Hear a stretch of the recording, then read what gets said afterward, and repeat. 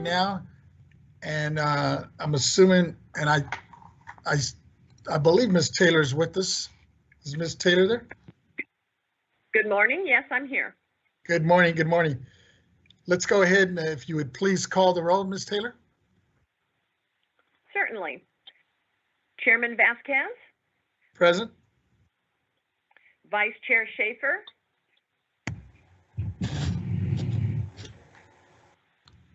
Vice Chair Schaefer. Vice Chair says present. Thank you. Member Gaines. Present. Member Cohen. Present. Somebody in the lobby admit. And Deputy Controller Sowers. Present. We have unanimous. Everybody's here. With that, we have a quorum present, and we will begin with the Pledge of Allegiance. If I can get you to please stand, we'll go ahead and begin with that. I pledge allegiance to the flag of the United States of America and to the republic for which it stands, one nation, under God, indivisible, for liberty and justice for all.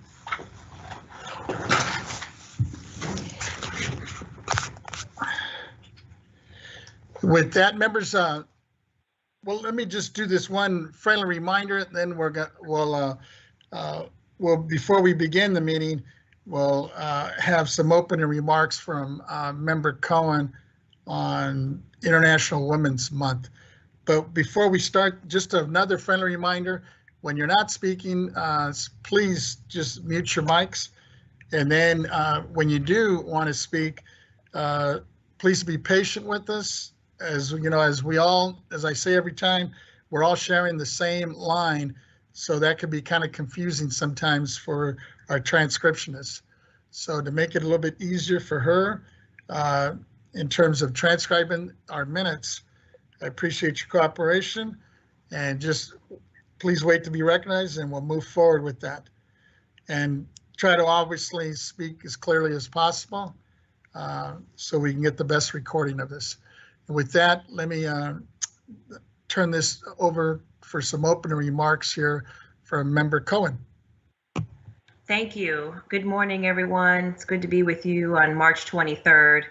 As we begin to close out this month of March, I just wanted to frame the conversation and acknowledge Women's History Month. Women's History Month, it's an annual declared month that highlights contributions of women to events in history as well as in contemporary society. And I just wanted to acknowledge all of the unsung women that are in history, that are history makers, and also we are acknowledging those heroes and sheroes that we know of. I particularly want to acknowledge the women that have shattered the glass ceilings, women that have gone before me, that have allowed me an opportunity in this space to be at this platform and to be able to serve the state of California.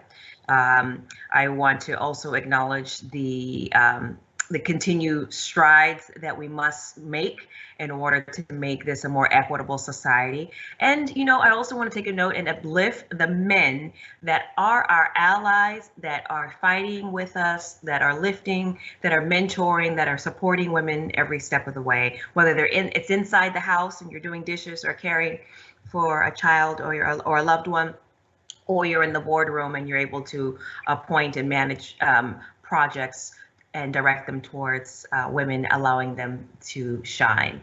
Wherever you are in your station in life, I just want to remind you that there is a woman somewhere close by in your life that is uplifting not only herself and her family and society, but also lifting the hearts and minds of America. So thank you, Mr. Chair, for giving me a few moments to just recognize and celebrate Women's History Month. And I turn the meeting back to you. Thank you. Thank you. And also acknowledge you. Chair Vasquez. You're being the first African-American sitting on this board. But also, you know, I think you touched on something. We forget that, you know, behind every powerful man that we've had over the years in leadership, there's always a very supportive woman supporting that individual. So with that, let me just turn to Ms. Taylor, if you would please call the first order of business. Chair, wait, Chair, it looks like Vice Chair. a couple other members want to weigh in. I'm sorry. Vice Yeah. Chair Schaefer, and then we'll go to Yes, Mr. Gaines.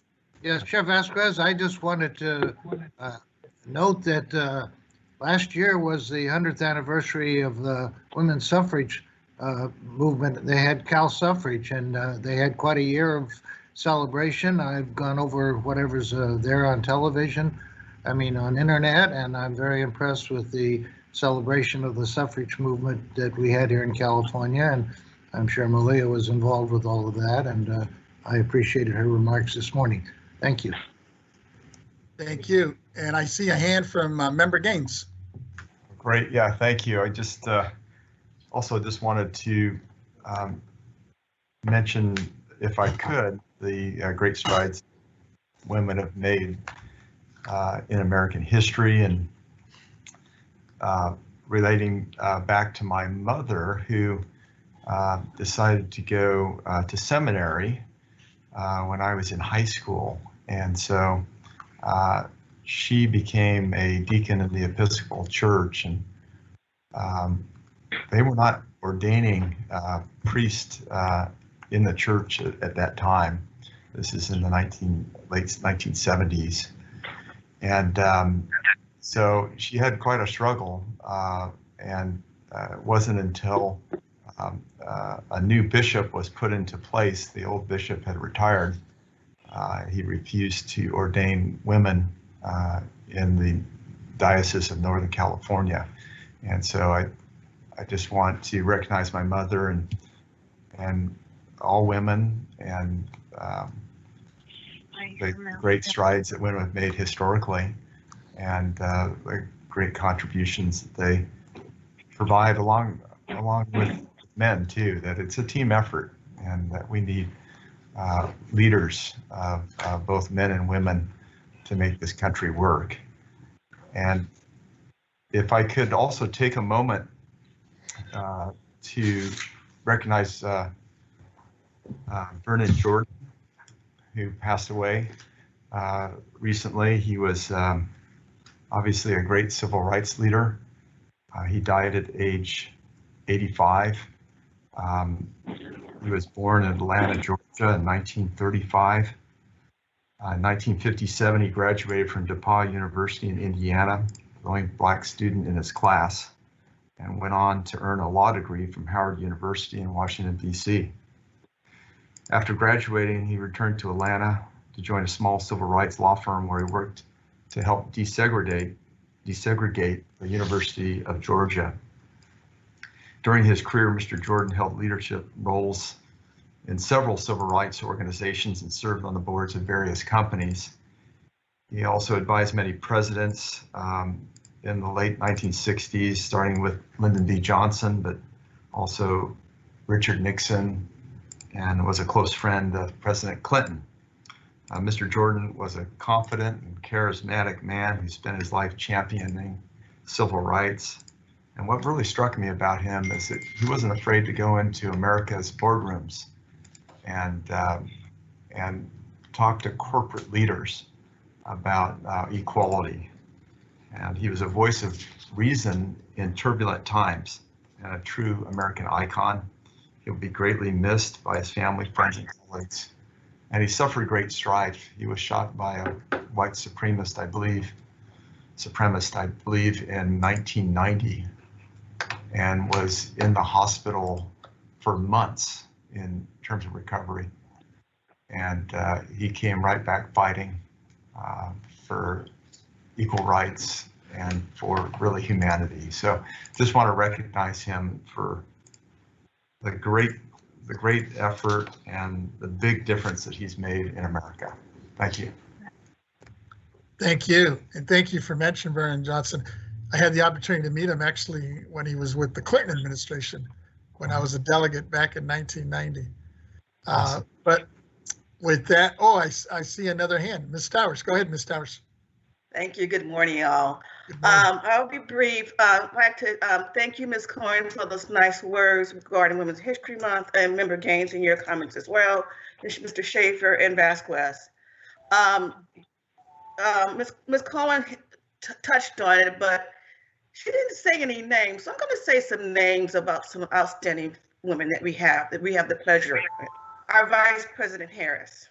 Let's just say her name. Let's recognize her. Our State Controller Yee. Our wonderful board member, Ms. Cohen herself. And when you talk about the supportive roles, two of you have some very strong, fantastic, outstanding people supporting you. So let's give them a shout out too, Ms. Evans and Ms. Hammond. And then I'll pat myself on the back as well.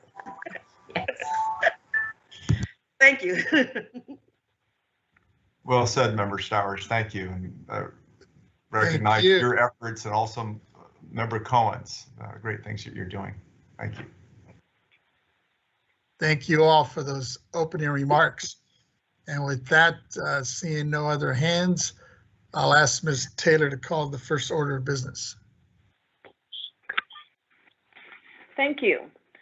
Our first order of business is an announcement regarding public teleconference participation.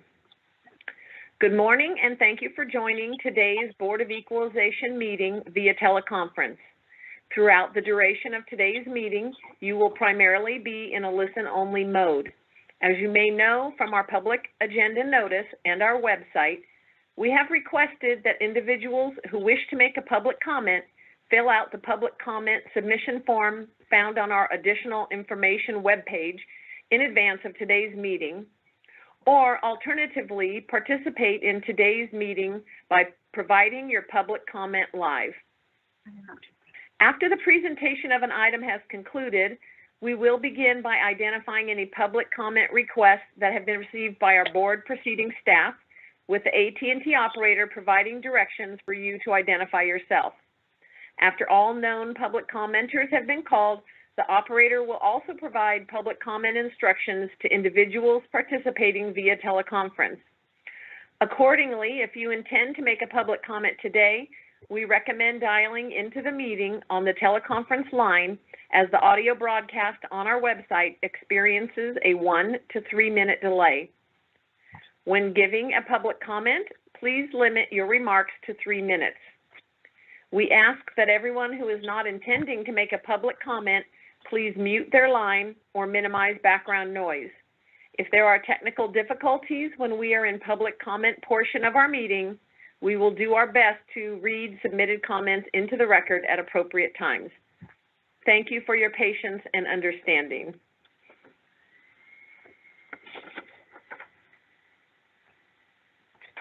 Thank you, Ms. Taylor. With that, if you would please call the first item. Thank you.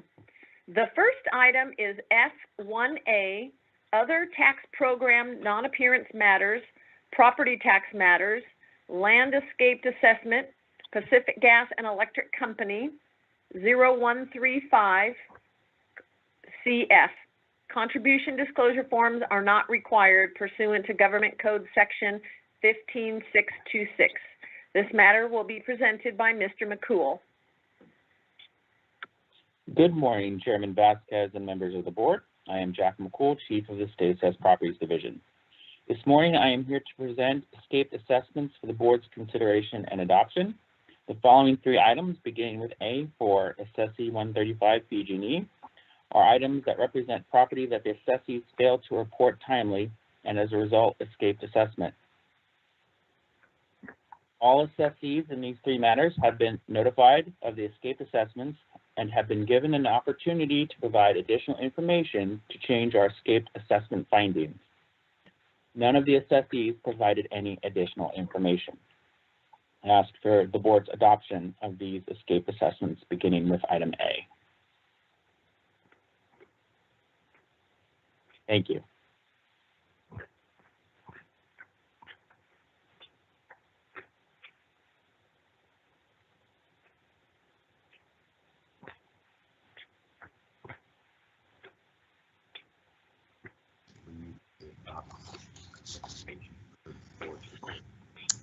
Thank you, Mr. McCool. With that, I'd like to entertain a motion to adopt the staff's recommendation.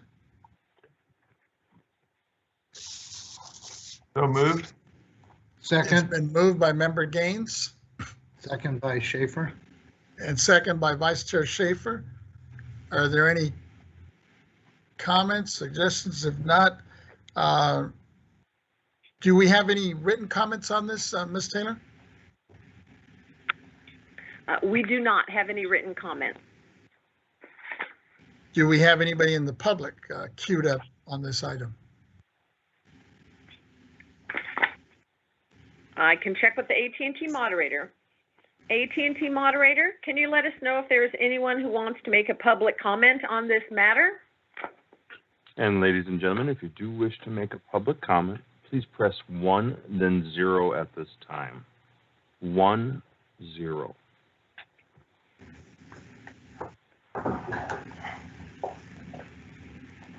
Whose voice was it? And allowing a few moments, we have no one queuing up for comment.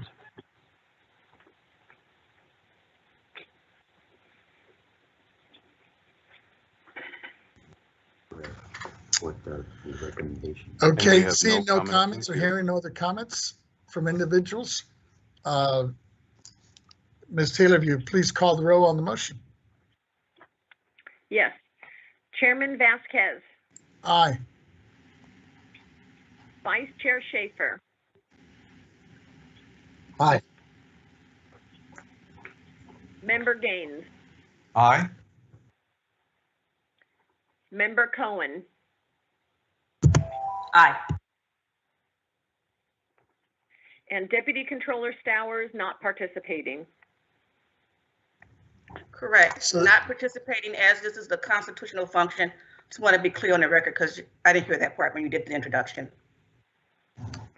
Thank you. So that's unanimous of those that can participate. And with that, let me ask Ms. Taylor to take us to the next, or proceed with our next presentation. The next item is F1B, Other Tax Program Non-Appearance Matters, Property Tax Matters, Land Escaped Assessment, Cellco Partnership, DBA, Verizon Wireless, 2559. This is a constitutional function. Contribution disclosure forms are not required pursuant to Government Code Section 15626. This matter will be presented by Mr. McCool. Good morning once again. Similar to the previous item, item F1B represents property that the assessee failed to report timely and has, as a result, has resulted in a escaped assessment. The assessee was provided an opportunity to provide additional information to change our escaped assessment findings. The assessee did not provide any additional information. I ask for the board's adoption of this escaped assessment. Thank you. Thank you, Mr. McCool. I just had one question if nobody else does. Mr. McCool, as I'm looking through this, did the department receive a response from the taxpayer since March the 4th? No, Mr. Chairman, the assessee did not provide any additional information after our notice to them of this item. Okay, thank you. Other members with any other questions? Seeing and hearing none? Oh yeah, Member Gaines, go ahead. Just a suggestion, and maybe there's going to be more deliberation on some of these issues that I'm not aware of, but would it be possible to have Mr. McCool give a brief summary as he's been doing on each of these? We can ask questions as we wish and then take a vote at the end, or do they have to be separate votes? Let's check with Mr. Nanjo. Does it matter, Manjo, on terms of procedures, or can we hear them all first? You can hear them all first and take them as one vote. That's something that the board can do. Okay, if that's the pleasure of the members, we can do that. Is that easier, you think, Mr. Gaines? I think so, but I'd like to see what the board thinks, if they're comfortable with that. It looks like people are okay. I'm not hearing or seeing any hands objecting to that. Chairman Chairman Vasquez, if Yes, go ahead. the board desires to hear all these three at the same time, I would have our board proceedings clerk, Ms. Taylor, go ahead and read all three of them, and then that way you can discuss and vote on all three at once. Thank you. Thank you. Vice Chair Schaefer, yes. Yes, I'd like to suggest that it can be assumed that all of the taxpayers would have been seeking a waiver of the penalty per section 862, and we would have granted it or denied it. Is that going to appear? The only thing I see is there is a penalty, and I'm not aware that an objection to it was made. I think quite often we waive a penalty for good cause. Is that a question for Mr. McCool? Yes, Mr. McCool? Yes, Vice Chair Schaefer. I thought you're drinking a pill, Vice Chair. He's gone. Did you hear I'm hearing him? some back noise here. Who's got their mic on? I'm Vice Chair is here. Go ahead, Vice Chair. Well, no, I just asked Mr. McCool if there was an objection made to the penalty per 862, and did we grant or deny it? So thank you, Mr. Vice Chair Schaefer. The assessees in all three of the escaped assessment matters have not objected to the penalty. Right. Thank you. I'm sorry, Chairman Vasquez, this is Henry Nancho, Chief Counsel again. It occurs to me that one of the matters has already been voted on, so Ms. Taylor can read the other two items, and the board can handle the other two items at this point. I was going to just ask Ms. Taylor about that. So you're correct, Mr. Angelo. Let me have Ms. Taylor, if she could read off the last two, and then have Mr. McCool make the presentation, and then we'll open it up to the members if there's any comments or questions before we vote on both of them. Ms. Taylor? Certainly. So the two items that we're considering is F1B, other tax program non-appearance matters, property tax matters, land escaped assessment for Cellco partnership, doing business as Verizon Wireless, 2559, and item F1C, other tax program non-appearance matters, property tax matters, land escaped assessment, Sprint Spectrum LP 2720. Both are constitutional functions, and contribution disclosure forms are not required pursuant to Government Code Section 15626. Thank you, Ms. Taylor. Once again, Jack McCool, State Assessed Properties Division.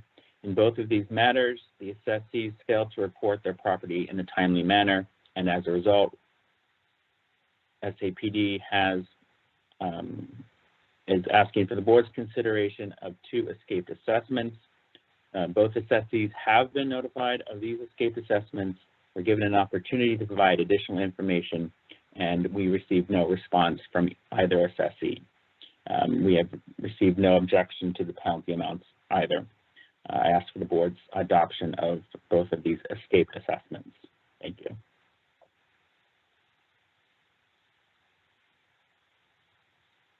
Members, are there any questions on either one of these from the members? Seeing and hearing none. The only one I have is actually the same question I asked the first, and I'll ask it of these next two as well. To Mr. McCool, is it correct that the department didn't receive any response from the taxpayers since March 4th? Is that correct? That is correct. Okay.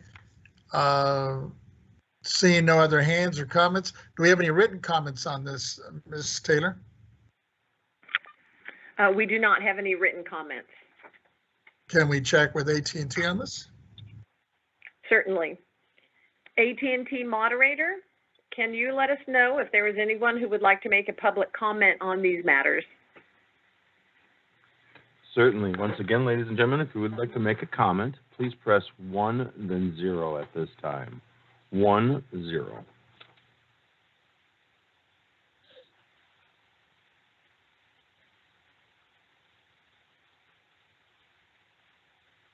And we have no comments in queue.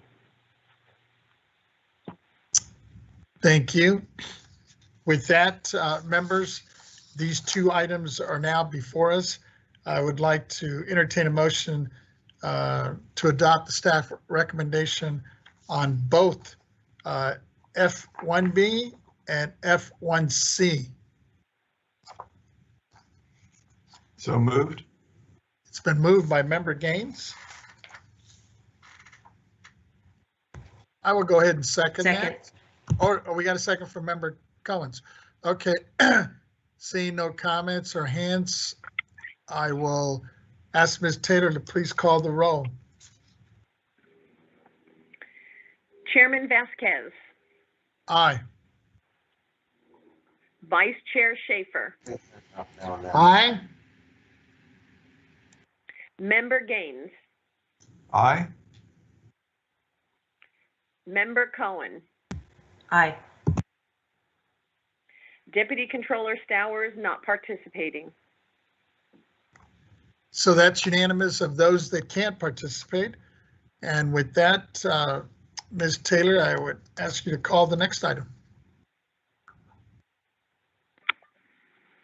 The next item is F1D, Other Tax Program Non-Appearance Matters, Property Tax Matters, Board Roll Changes, 2020 Board Roll of Private Rail Cars.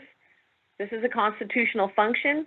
Contribution disclosure forms are not required pursuant to Government Code 15626.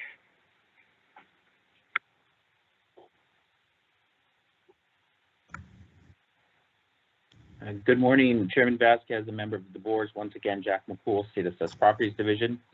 I am also here to present for the board's consideration a role change to correct a staff error. This role change involves a mathematical error present in the private railroad car roll adopted by the board on July 22nd, 2020. The error was discovered prior to the annual tax bills being issued, and the assessee was billed the correct amount.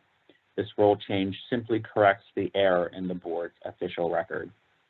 I ask for the board's adoption of this role change. Thank you.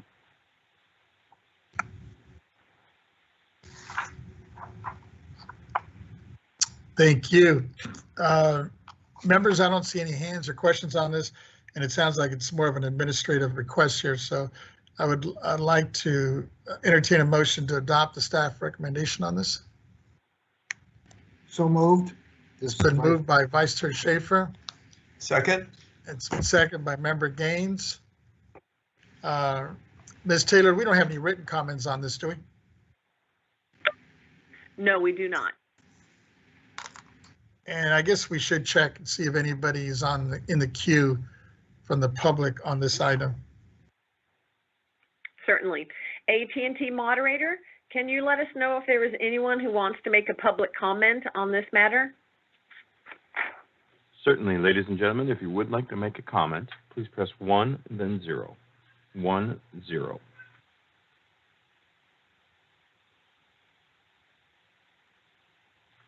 And we have no comments in queue.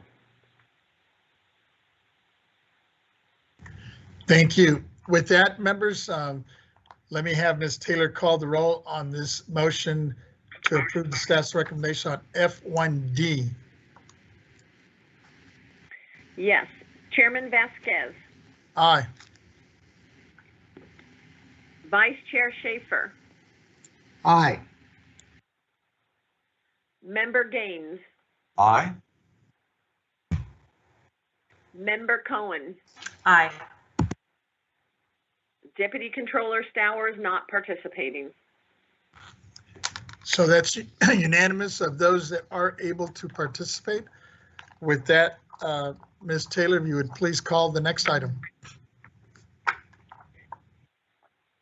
The next item is F1E, Other Tax Program Non-Appearance Matters, Property Tax Matters, Board Roll Changes, 2020 Board Roll of State Assessed Property.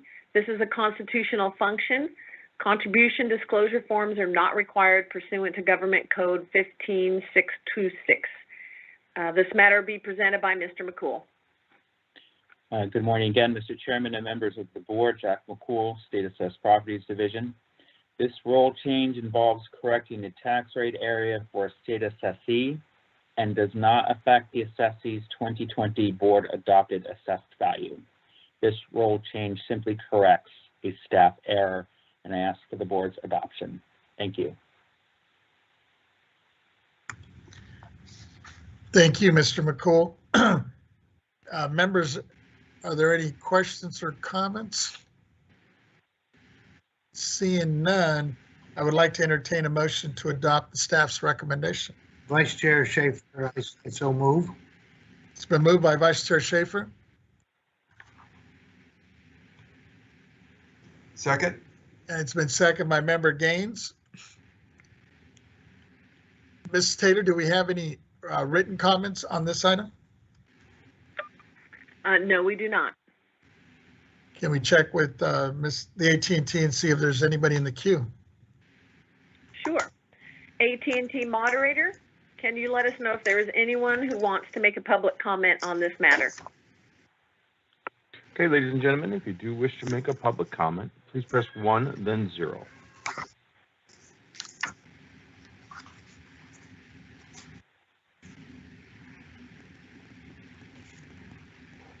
And we have no one in queue for comment. Thank you. With that, Ms. Taylor, if you would please call the roll on this motion for F1E. Chairman Vasquez, Aye. Vice Chair Schaefer, Aye.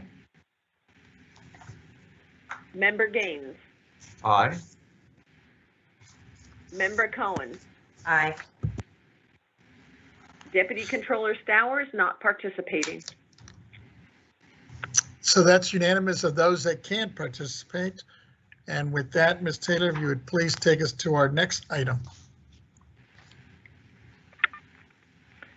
Our next item is G1, Chief Counsel Matters, Rulemaking, Staff Request for Approval to Proceed with Section 100, changes to update the Board Proceeding Division's fax number and email address in the Rules for Tax Appeals, Regulations 5216, 5240, 5262, and 5570. This item requires board action. This matter will be presented by Mr. Lin.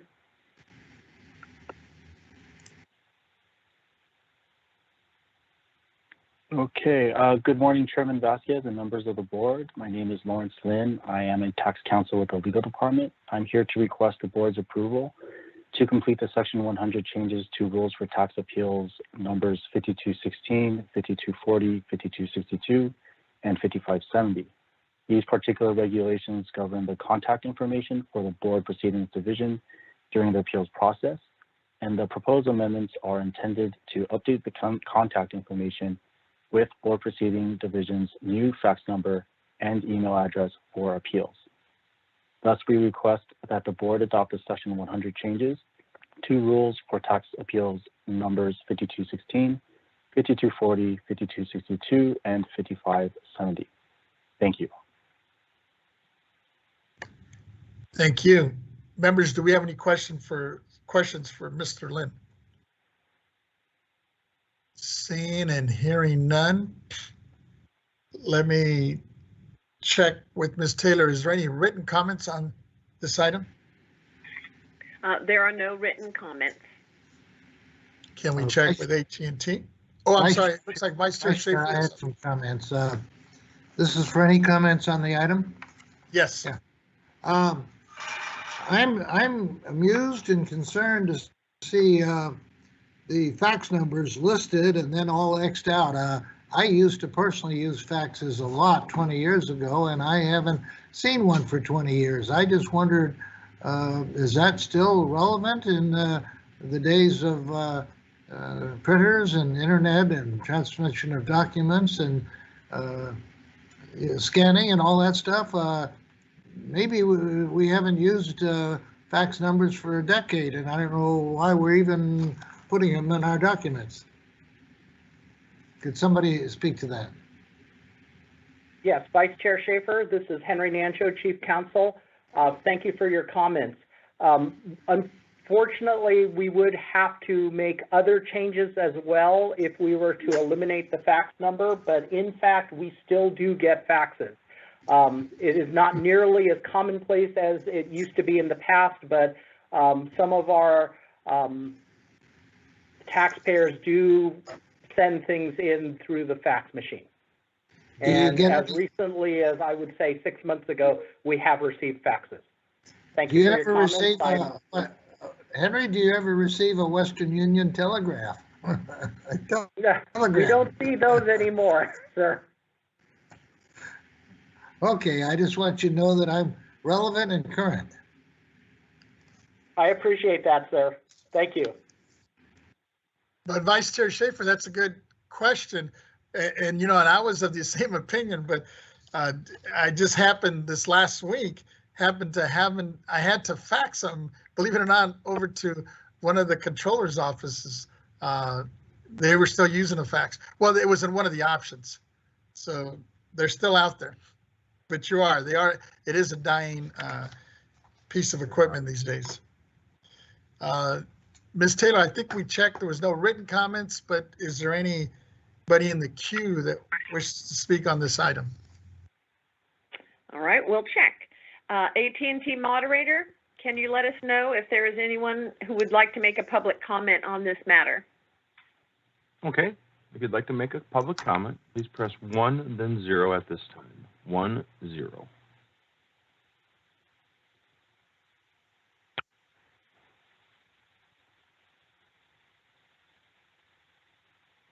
And we have no one in queue at this time. With that, Ms. Taylor, you know what? As we're going back and forth, we did get a motion from this on this one item, correct? I do not have a motion yet. Okay, I wasn't sure. I was looking at my notes and I said, I don't think we moved this. So let me entertain a motion from the members to adopt the staff recommendation on G1, item G1. Chair Vasquez, this is Deputy Controller Stowers. Yes. I move to approve the section 100 changes from item G1. It's been moved by Ms. Stowers and it was seconded by Member Cohen. Seeing no hands or comments, Ms. Taylor, you please call the roll on this motion for G1. Chairman Vasquez. Aye. Vice Chair Schaefer. Aye. Member Gaines. Aye. Member Cohen. Aye. Deputy Controller Stowers. Aye. So that's unanimous of all those present. Ms. Taylor, if you would please call our next item.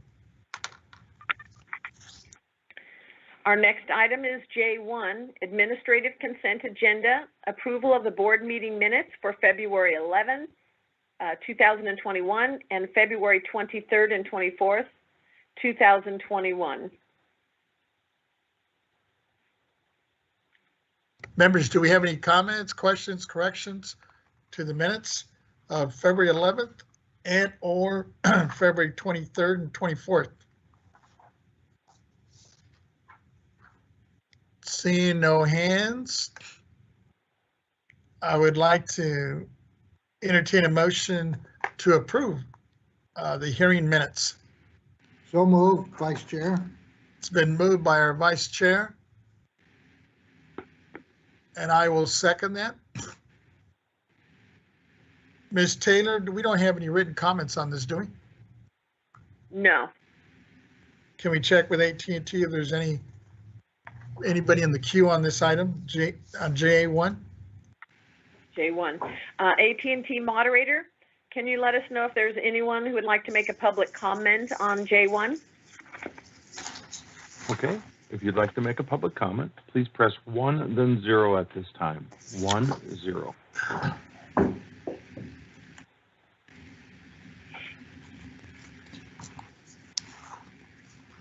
And we have no comments in queue. Thank you. With that, members, let me have Ms. Taylor please call the roll on the motion here for J1. Chairman Vasquez, Aye. Vice Chair Schaefer, Aye. Member Gaines, Aye.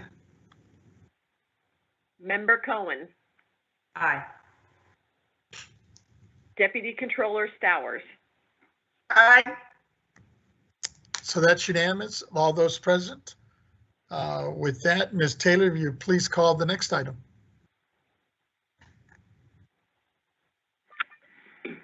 The next item is K1A, Executive Director's Report, Organizational Update.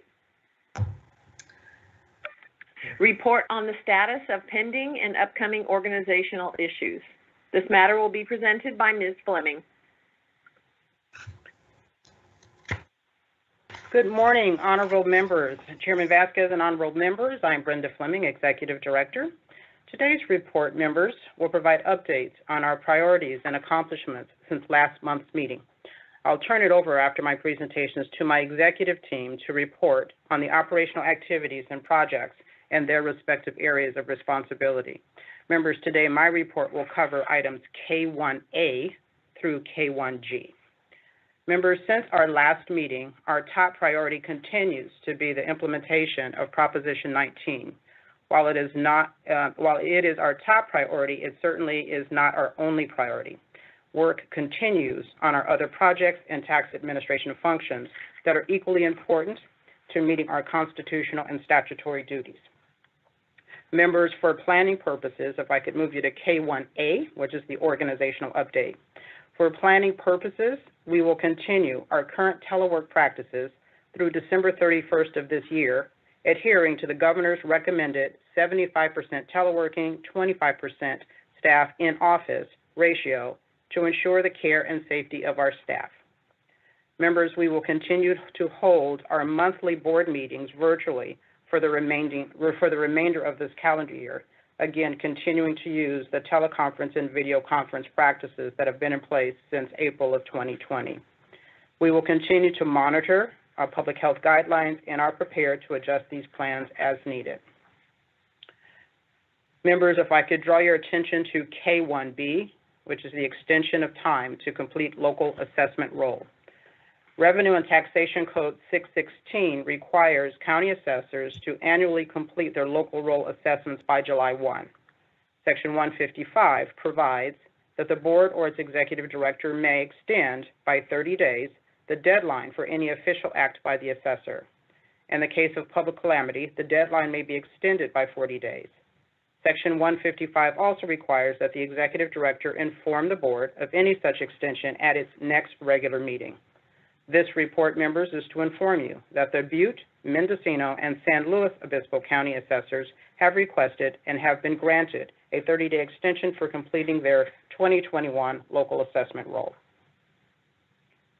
Members, if I could draw your attention to K1C and K1G, I'm going to take them up in order. K1C, members, is Board Member Cohen's L item. It's an L agenda item that was presented to us on December 16, 2020 at that last board meeting.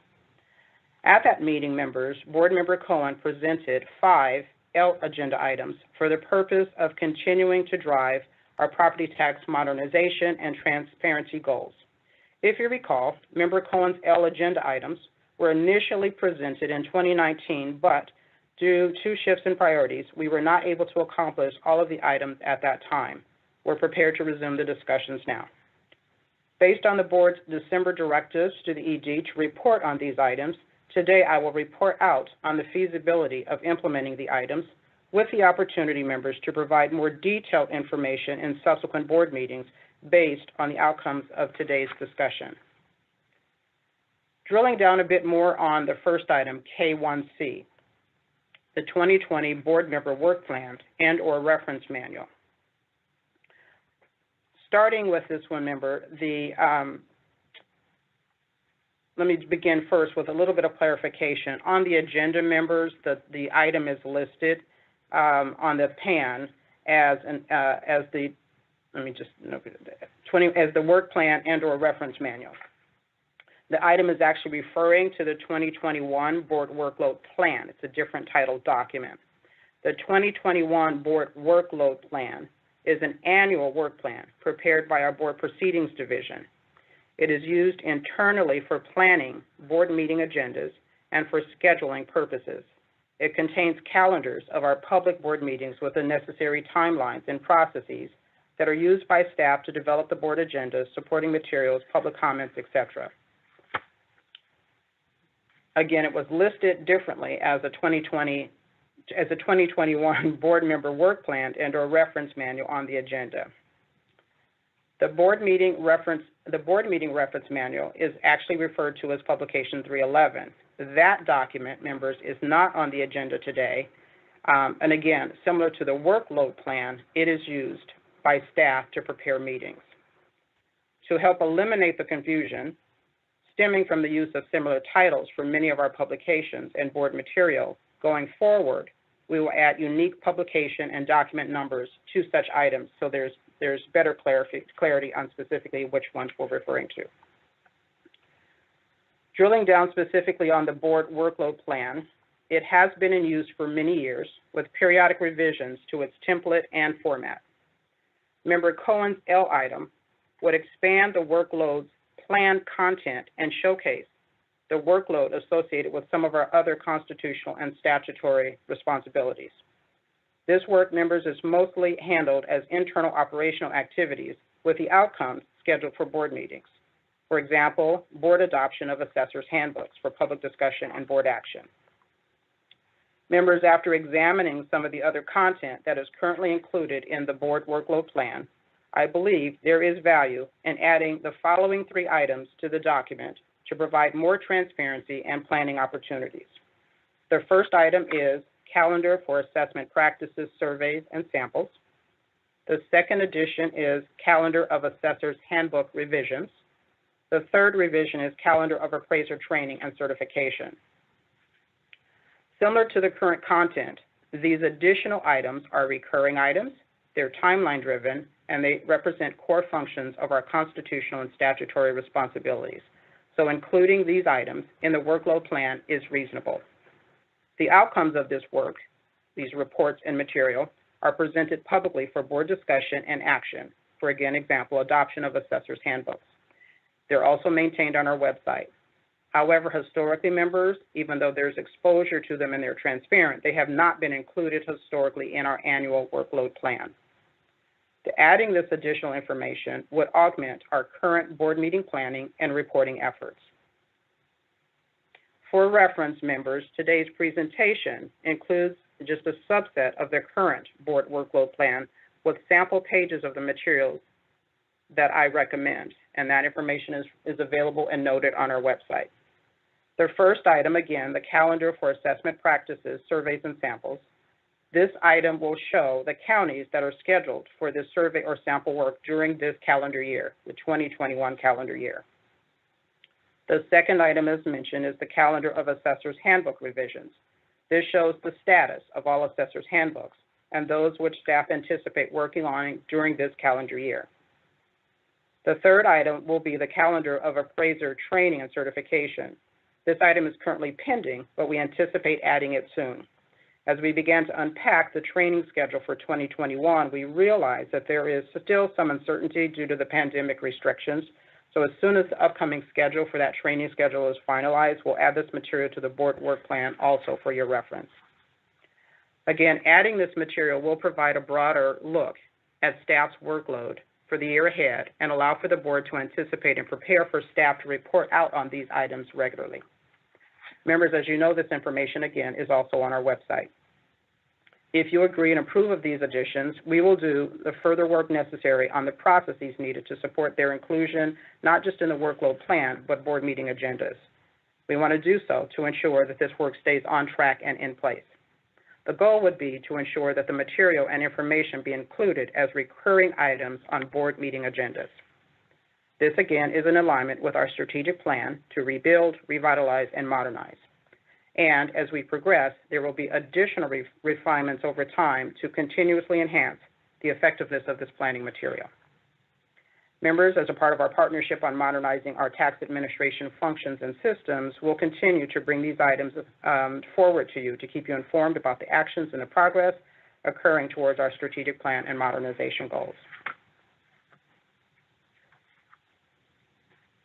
If there are no questions, members, I'll continue to K1D. K1D, members, is our BOE website referring to restoring legacy documents.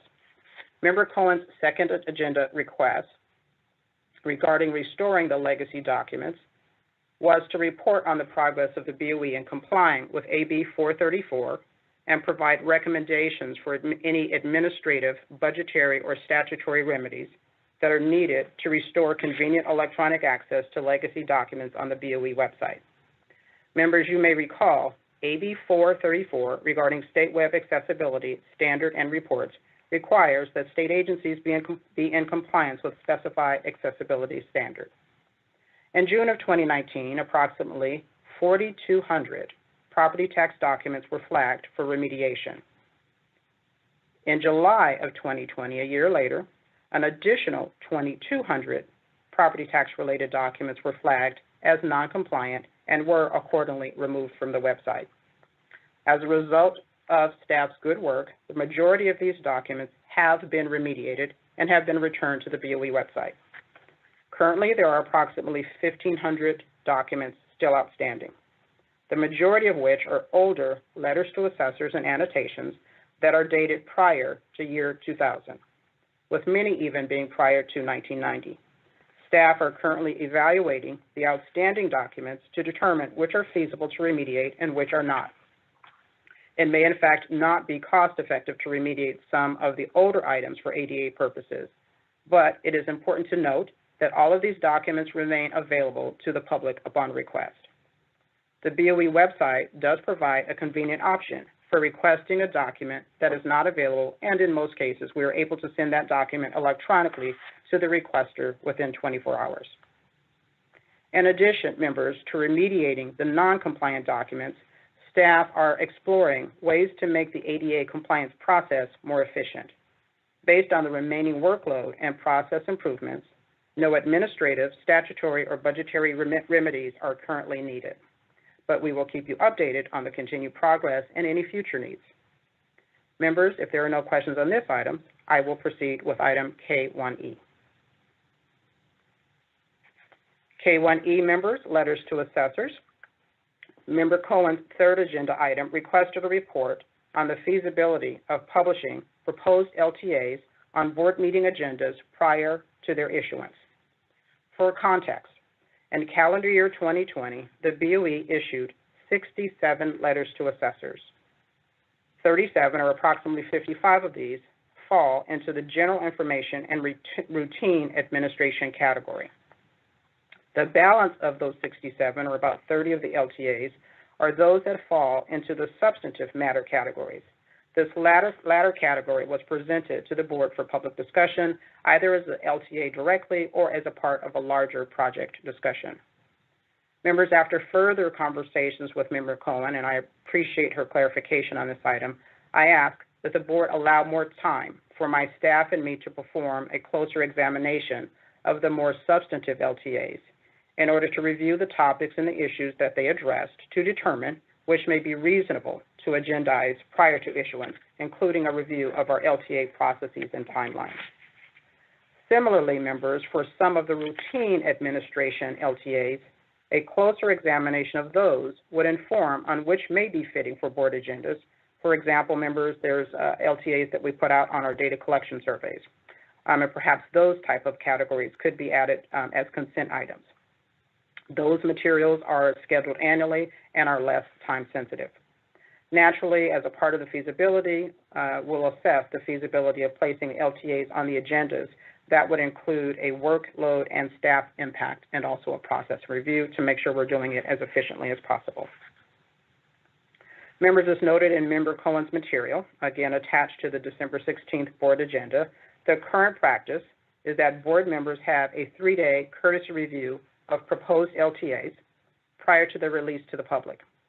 The goal is to provide for public transparency at a maximum level and the execution of the board's constitutional responsibility to issue guidance to the assessors.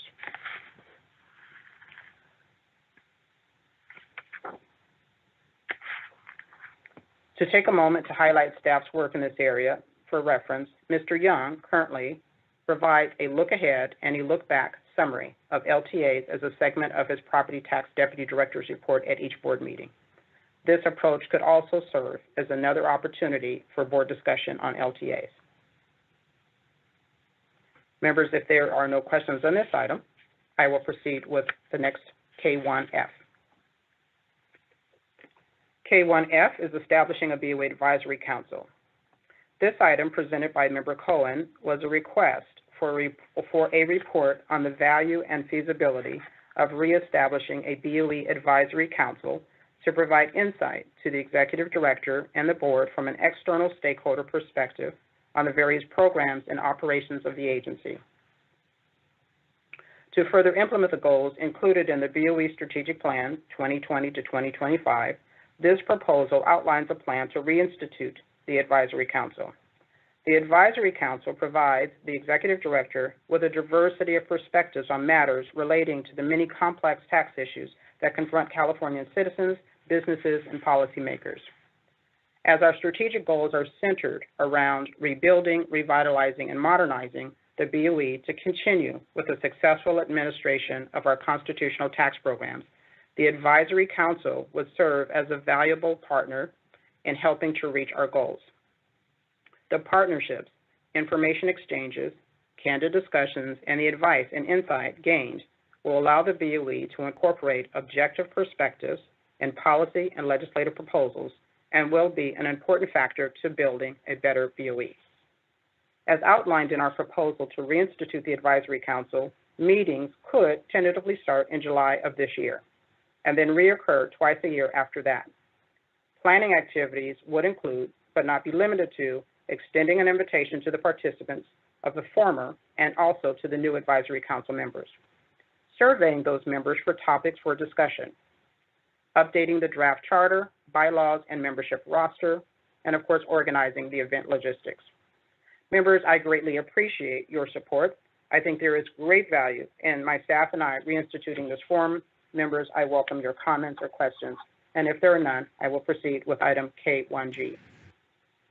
For Vice Chair Schaefer, I have comment. Go ahead, Vice Chair. Thank you, sir.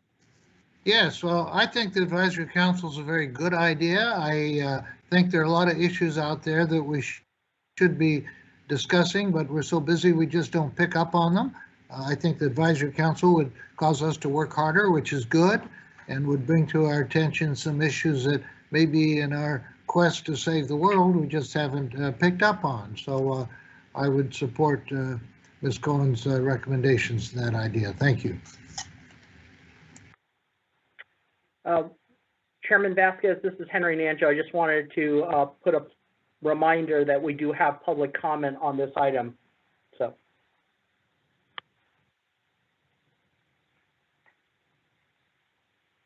Excuse me, I was muted. Controller Stowers here. Ms. Stowers has a question. Just a procedure one on K1F, the Advisory Council, and also K1C. Ms. Fleming did ask if we have any questions, and I didn't have any questions, but do we have to take is this an action item for us? Do we have to vote, or do she just move forward as outlined? You know what? I believe we might have to take a vote on this. Did you have a question about that? No, I just want to get clarification, and so we'll vote on this one, and I'm assuming we're going to vote on K1C, the changes to the board work plan. Yes. Okay. And I understand, seeing no other comments, Ms. Taylor, I understand there's some written comments on the, I believe it's on the Advisory Council. Yes, Chairman, there is a comment from Gary Browning, CPA. And his comment is, the California Society of CPAs was on the original BOE Advisory Council. We would like to be included on the new council. Our organization has over 40,000 members from diverse backgrounds in public practice, education, and industry. And that concludes the written comments. Chairman Vasquez, this is Henry Nancho. Sorry to be a little late. On responding to the question about whether a vote is required that was asked by Deputy Controller Stowers, this is staff reports. A vote is not required, but it's obviously the board's pleasure and up to Ms. Fleming whether she would request that the board's issue a vote to support her moving forward, or the board can just provide that direction. It's up to the pleasure of the board. Thank you for that clarification. And let me ask Ms. Fleming, since we did have a written comment, and as I'm looking quickly through your written material, I'm assuming that you're going to basically ask those individuals that you had in the past that participated to rejoin this advisory council, correct? That is correct, Chairman Vasquez and members. So I do have the member roster from the prior meetings and have reached out to some. We'll continue to work through that list to extend an invitation to the former membership roster, and there are potentially some new additions, yes. Thank you. Members, if there's no other comments, since we did have a written comment on this one, can we check with AT&T if there's anybody in the queue on this item? Certainly, and just as a reminder, if they would like to make a public comment, please press 1, then 0.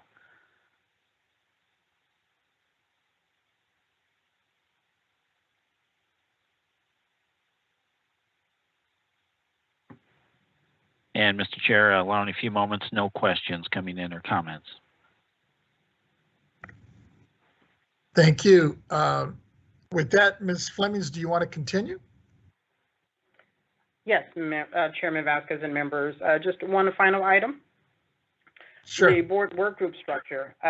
The board work group structure, Ms. Cohen's fifth agenda item, was requesting a report on options for establishing board work groups with associated guidelines and procedures for board members to engage in significant policy discussion without requiring the full use of agency resources needed for regularly scheduled board meetings. Members, I support the board's establishment of a board work group and have prepared a proposal for the recommended structure and some of the guidelines. However, more work is needed to finish the guidelines and the procedures. So in this case specifically, I'm respectfully asking for the opportunity to present the proposal to reestablish the board work groups at a second quarter 2021 board meeting. This additional time, members, will allow my staff and me to further develop the material more fully. So going back to the comments, members, again, these are to report out, and the board's directive and Ms. Cohen's request was to report out on the feasibility of these items. At this point, members, I don't see any problem with them. I just wanted to present them back to you, and if the board has no objections, then I specifically would ask that the board allow my staff and I to continue to further develop the work and come back with a report. The only item difference would be the K1C. We can go ahead and get your approval to add those elements to the 2021 board workload plan. That action can be taken today, and then we'll come back subsequently with additional updates. But generally, we're asking for your support to proceed with Ms. Cohen's items. I am comfortable with that, but let me check with the members. Are there any comments or suggestions or recommendations of what Ms. Fleming is requesting at this point? Seeing no hands. Oh, Ms. Stowers, go ahead, Ms. Stowers. Thank you. I'm comfortable with what she's recommending as it relates to K1C. And I would note that as they make those changes, to go ahead and link that board work plan onto our website under board meetings information page. That's the link where we have other materials relating to meetings, including the board proceeding reference manual. So I think it would be great to have everything in one location. So I'm prepared.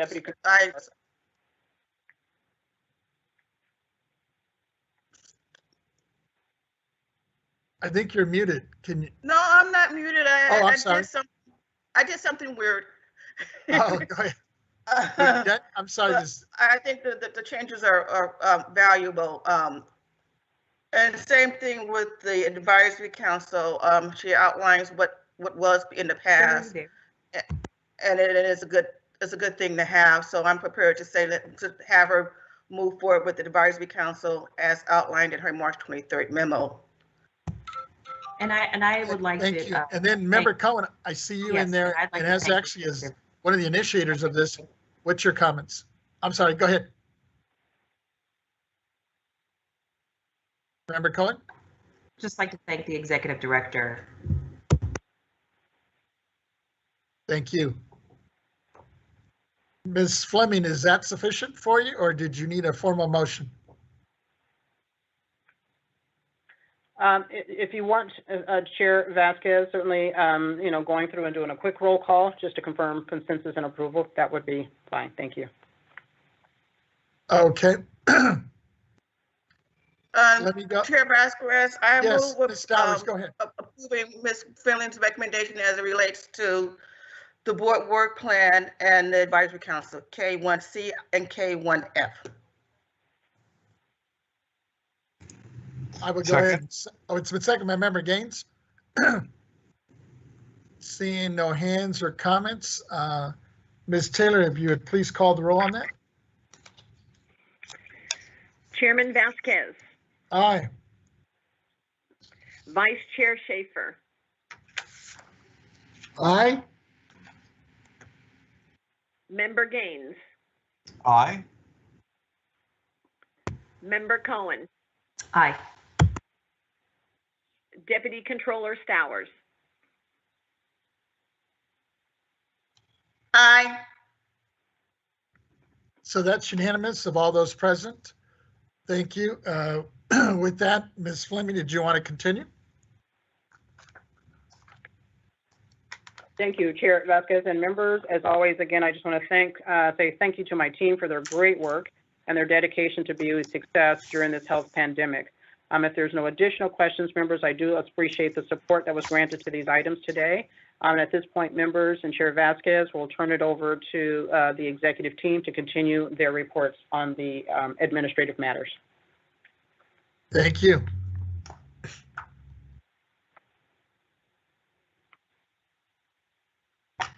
Ms. Taylor, can you call the next item? Yes.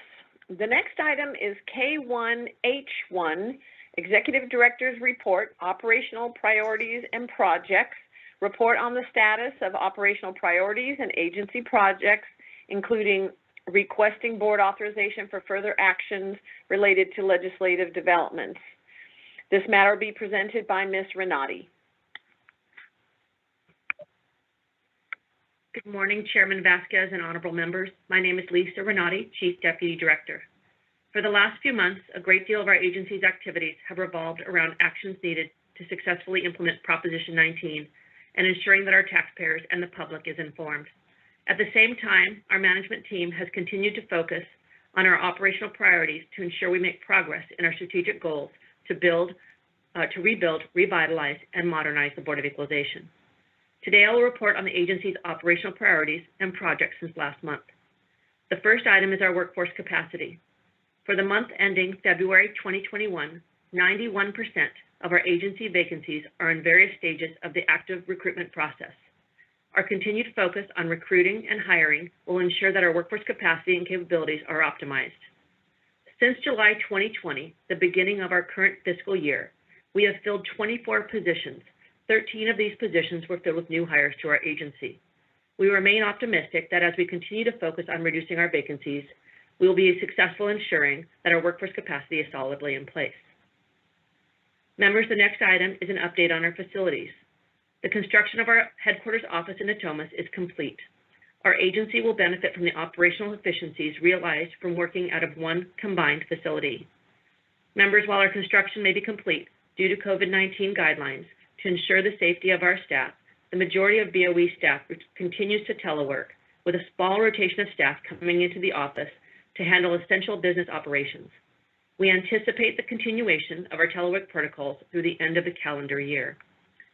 With this in mind, the agency's business continuity plan has been updated to include additional technological and process efficiencies noted during the past year of telework, which has allowed the timely completion of all of our constitutional and statutory duties. I applaud the managers and staff as they've done an amazing job ensuring we continue to perform our duties using innovative solutions while teleworking. Members, this concludes my report regarding the agency's day-to-day operations. I'm available to answer any questions you may have. Seeing no hand. Oh, Vice Chair Schaefer, yes, go ahead. Yes, Ms. Renati, I'm concerned that your telemarketing from home will last until 2022. That's 3/4 of the year. Do you think we're really going to be homebound till next year? I just ask you for your opinion on that. I would. Thank you for your question, Vice Chair Schaefer. We are planning on continuing telework while we are to ensure that our staff is safe. We do have people coming into the office as needed to handle business, and we have found that we can still meet all of our goals and our operational duties from working from home. So for the time being, we'll follow the guidance that we are receiving from CalHR. Thank you. My pleasure. Any other comments from the members? I don't see any hands, so Ms. Renati, continue. The next item is an overview of the BOE's implementation and action plan for Proposition 19. Our Prop 19 implementation project is organized to optimize success, minimize risk, and allow for flexibility to organize workload and resources. A high-level implementation plan is attached to today's agenda. This plan highlights 7 of the project work categories. These categories include guidance, forms, technology, rulemaking, communications, taxpayer advocate activities, and education and outreach needed to implement Prop 19. Within each of the 7 work categories are identified activities. Our implementation project for Prop 19 is currently expected to take approximately 3 to 5 years. At this point in our project, we will be reporting on the major phases and work planned through 2022. I'm happy to report today that the status of our Prop 19 implementation project is green, which indicates we have no issues or concerns to report. This concludes my presentation, and I can answer any questions you have before we move on.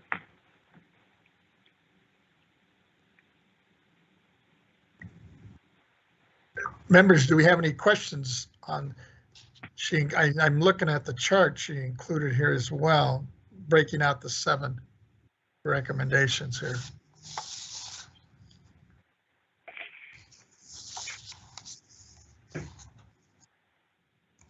Seeing none, Ms. Renati, you want to continue? Thank you, Chairman. So the first report will be provided by our Property Tax Deputy Director, Mr. David Young, who will provide a report on the Property Tax Department's implementation actions, including updates on guidance. Yes, good morning, Chair Vasquez and honorable members of the board. This is David Young, Deputy Director of the Property Tax Department. And with me, I also have Ms. Patricia Lumsden, Chief of the CAPD, the County Assessed Properties Division. Today, I will give you a overview of the department, the Property Taxes Department on our implementation of Prop 19. Our implementation will focus mainly on 3 areas. They are data guidance, forms, and technology. So far for guidance, the first month of this year, January, and second month, February, much of our implementation has actually been on answering inquiries from various taxpayers, stakeholders, assessors. We have seen a very, very heavy workload and call volume of for both inquiries, written response, requests for written responses. Staff has dedicated much of their effort and time into providing guidance on that part. Also, staff has developed an LTA that basically gives guidance on the implementation of the section for intergenerational transfers. That LTA is LTA 2021/008 that was released on February 16th. And it is basically a Q&A in Q&A format. There's approximately 44 questions with corresponding answers on the board's guidance on implementing the intergenerational transfer. Staff is also working on a very similar LTA for the other portion of Prop 19, and that has to do with the base year transfers. It is currently in development, and our goal is to get it out there to publish it as soon as possible to provide some guidance to all stakeholders in California. Staff has also been working with our legal department in developing 2 property tax rules in which to implement Prop 19. The first of which is proposed Property Tax Rule 462.520. That rule implements once again the intergenerational transfer exclusion, and the other property tax rule is 462.540, and that implements the base year transfers. Both of those LTAs with the property tax rule and language has already been published and is available on our website for interested parties to review and comment. After the initial guidance development, staff will shift their focus to reviewing existing handbooks, guidance, annotated letters, and whatnot, and to make sure that they either 1 are still relevant, or 2 will need updating, or 3 be depublished. So that is what we're doing on the guidance front. The second area we're focusing on is forms. Staff has developed and amended 7 forms needed to implement Prop 19. That was released earlier this year and is already available for assessors and taxpayers to use. Staff will continue to monitor the need for either additional forms or the revision of current forms as needs arise. And staff will be poised and ready to go ahead and tackle that once those needs are identified. And the last area I wanted to update you on is the technology front. So with Prop 19, there is a provision for the board to track the 3 exclusions allowed for base year transfers for those seniors and disabled. So right now we do have a tracking system. It tracks only 1. We're working with our technology department in upgrading our systems to track the additional 3. We've already started work on that, and we're identifying the issues that need to be that will need to be addressed. That is what we are working on in the property tax department. I am available to answer any questions you may have. If not, I will turn it back to Ms. Renati. Thank you. Mr. Young, I have a couple of questions if there's nobody else. I don't see any hands up right now. And the first one is, thank you, first of all, for that LTA number. I guess it's 2021-010 posted on Prop 19, our website, with the proposed rule change. I guess 462.520 on the interdimensional transfer. And I guess it says, how did you decide on April 2nd should be the deadline for the assessors or practitioners on the public? Oh, of course. Thank you for that question. We decided on April 2nd. It's a 4-week period since it was published. It was published on March 5th, and we counted 4 weeks out, and that ended up on April 2nd. So that was the date that we chose, and that in part was driven by the need for timely action on this issue. We typically give anywhere from about a month to 45 days for review and comment.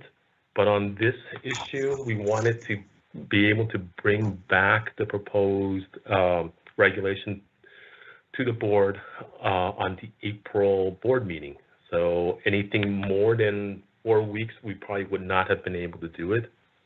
And given the discussion and the issues already raised by the board on this, we felt this was already fairly well vetted, at least for certain portions of the public, and that 4 weeks should be enough for comments and to be brought back before the board. So that's how we came up with April the 2nd. It's about a 4-week period. Thank you. And then my second question was, since the LTA number 2021/12 was proposed, rule for 462.540 on Prop 19 base value transfer was just posted on our website. Is it safe or okay for assessors and taxpayers to use these as guidance now? Oh, that one may be a little bit more difficult to answer. So on this one, the answer in general is probably yes. I believe it's a clear indication of the board, the staff's interpretation of Prop 19. I believe it follows the language of Prop 19 fairly well, and it is a clear signal as to the direction that we're going to go with Prop 19 and its implementation. The only caveat to that would be, one, the legislature still has the ability to legislate changes. If they legislate something different, then of course, then we would have to amend the rule. And second, this is only proposed language to be released out to stakeholders, interested parties, taxpayers, assessors for their comment too. So during this process, they may raise issues.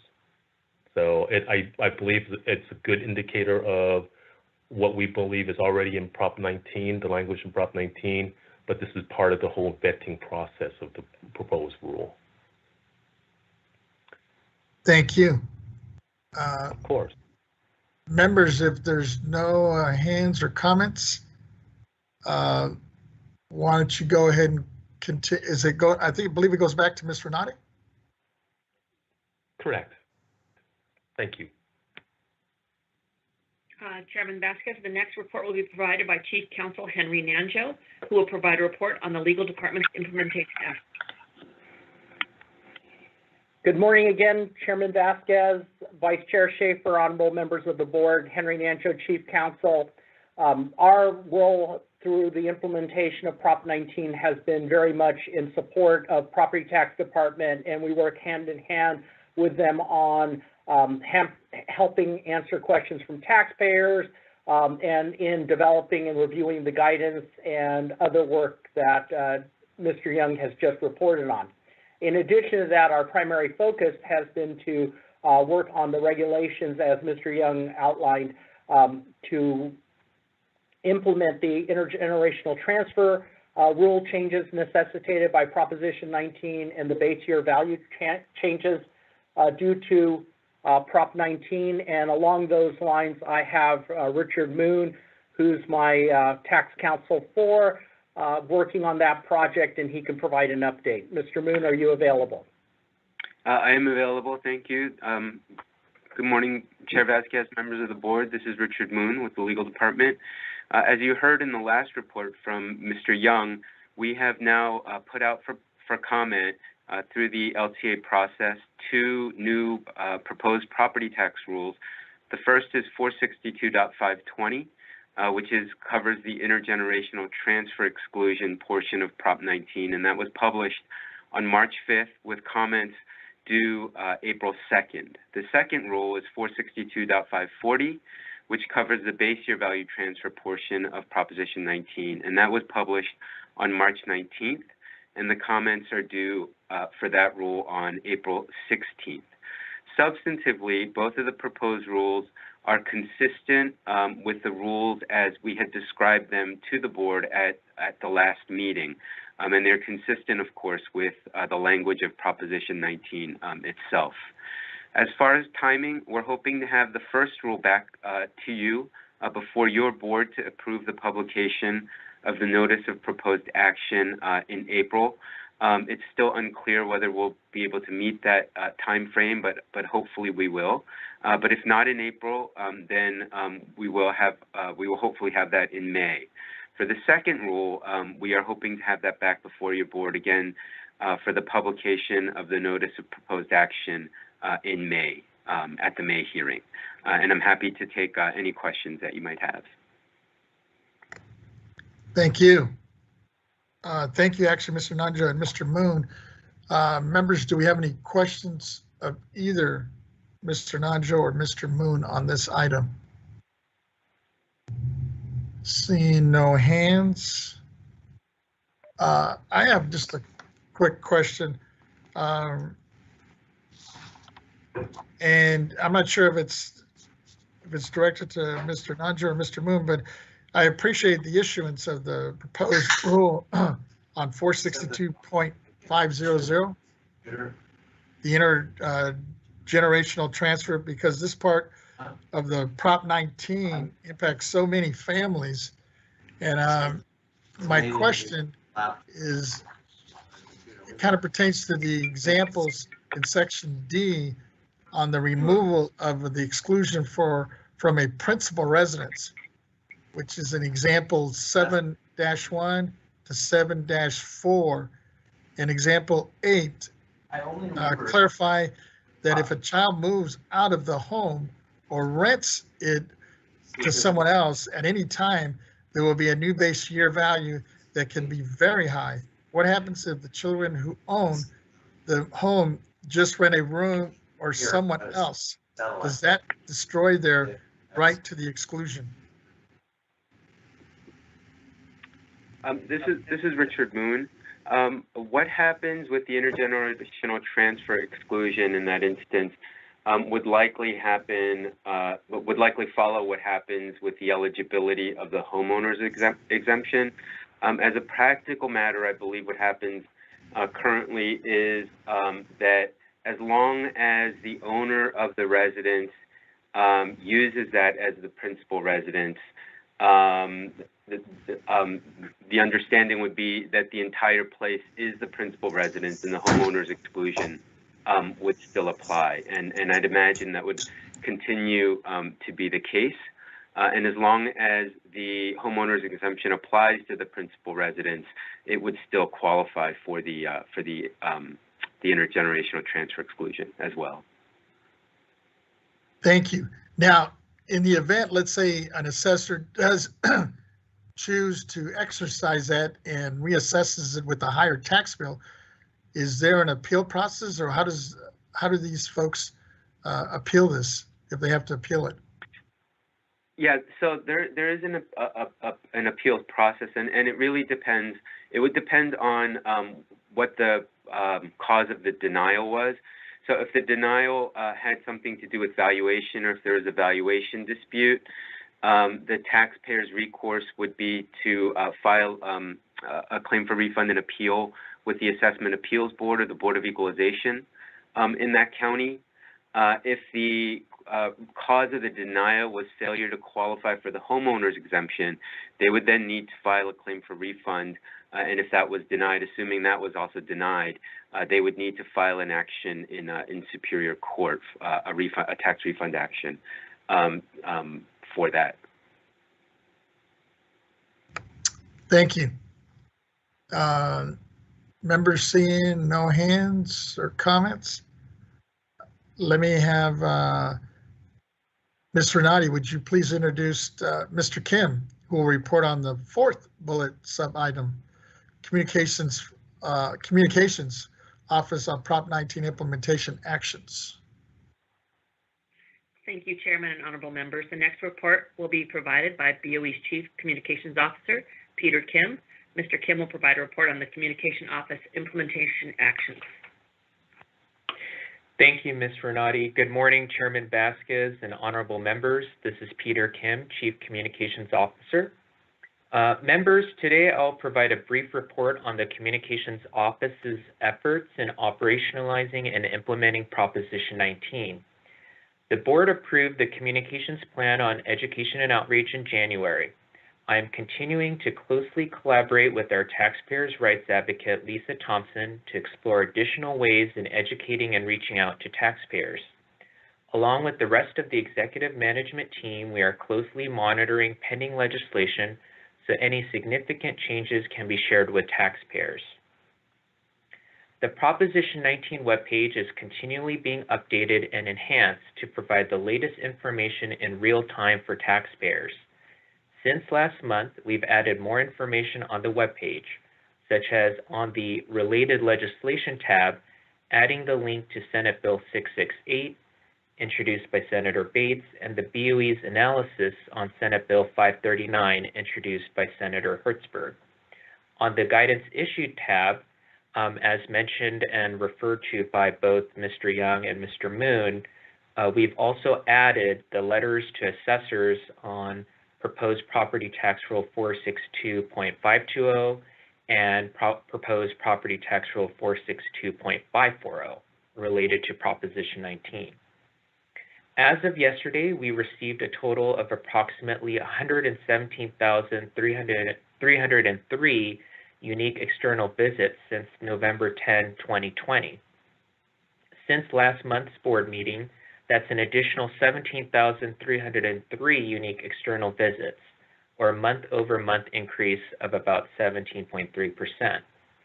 In addition, as we get more visits to the BOE website in general due to Proposition 19, we've also added an About Us button at the upper right-hand corner on the BOE's website. The general public and taxpayers can now easily find and learn more information about what we do and the essential role we serve in property tax administration and our constitutional and statutory duties. The BOE website continues to serve as an essential communications tool in sharing Proposition 19 information and the BOE. Finally, our social media channels such as Facebook, Twitter, and Instagram are being utilized to expand our audience and direct followers to the BOE website for the latest updates.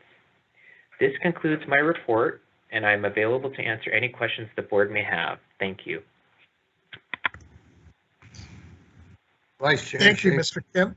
Oh, I see a hand from Vice Chair Schaefer, and then Gaines, Member Gaines.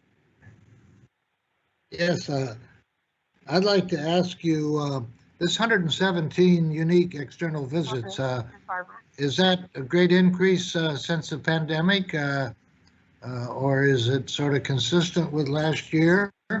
And do we have any idea if they're mostly all generated within California, or do we have some outside California interest in our website? Do we know? Thank you, Vice Chair Schaefer, for that question. Yes, the 117,000 unique external visits are just on the Prop 19 webpage itself. I don't have the exact number of visits to the BOE website in total, and I could circle back with your office on that information.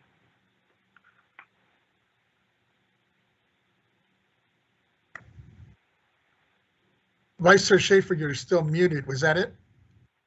Well, we have no idea whether these are all within California or if there's any outside interest in our Prop 19. I'm sorry about that, Vice Chair Schaefer. Yes, I do want to address that. From my understanding, in terms of the 117,000, that is true that most of the visits are actually within the state of California.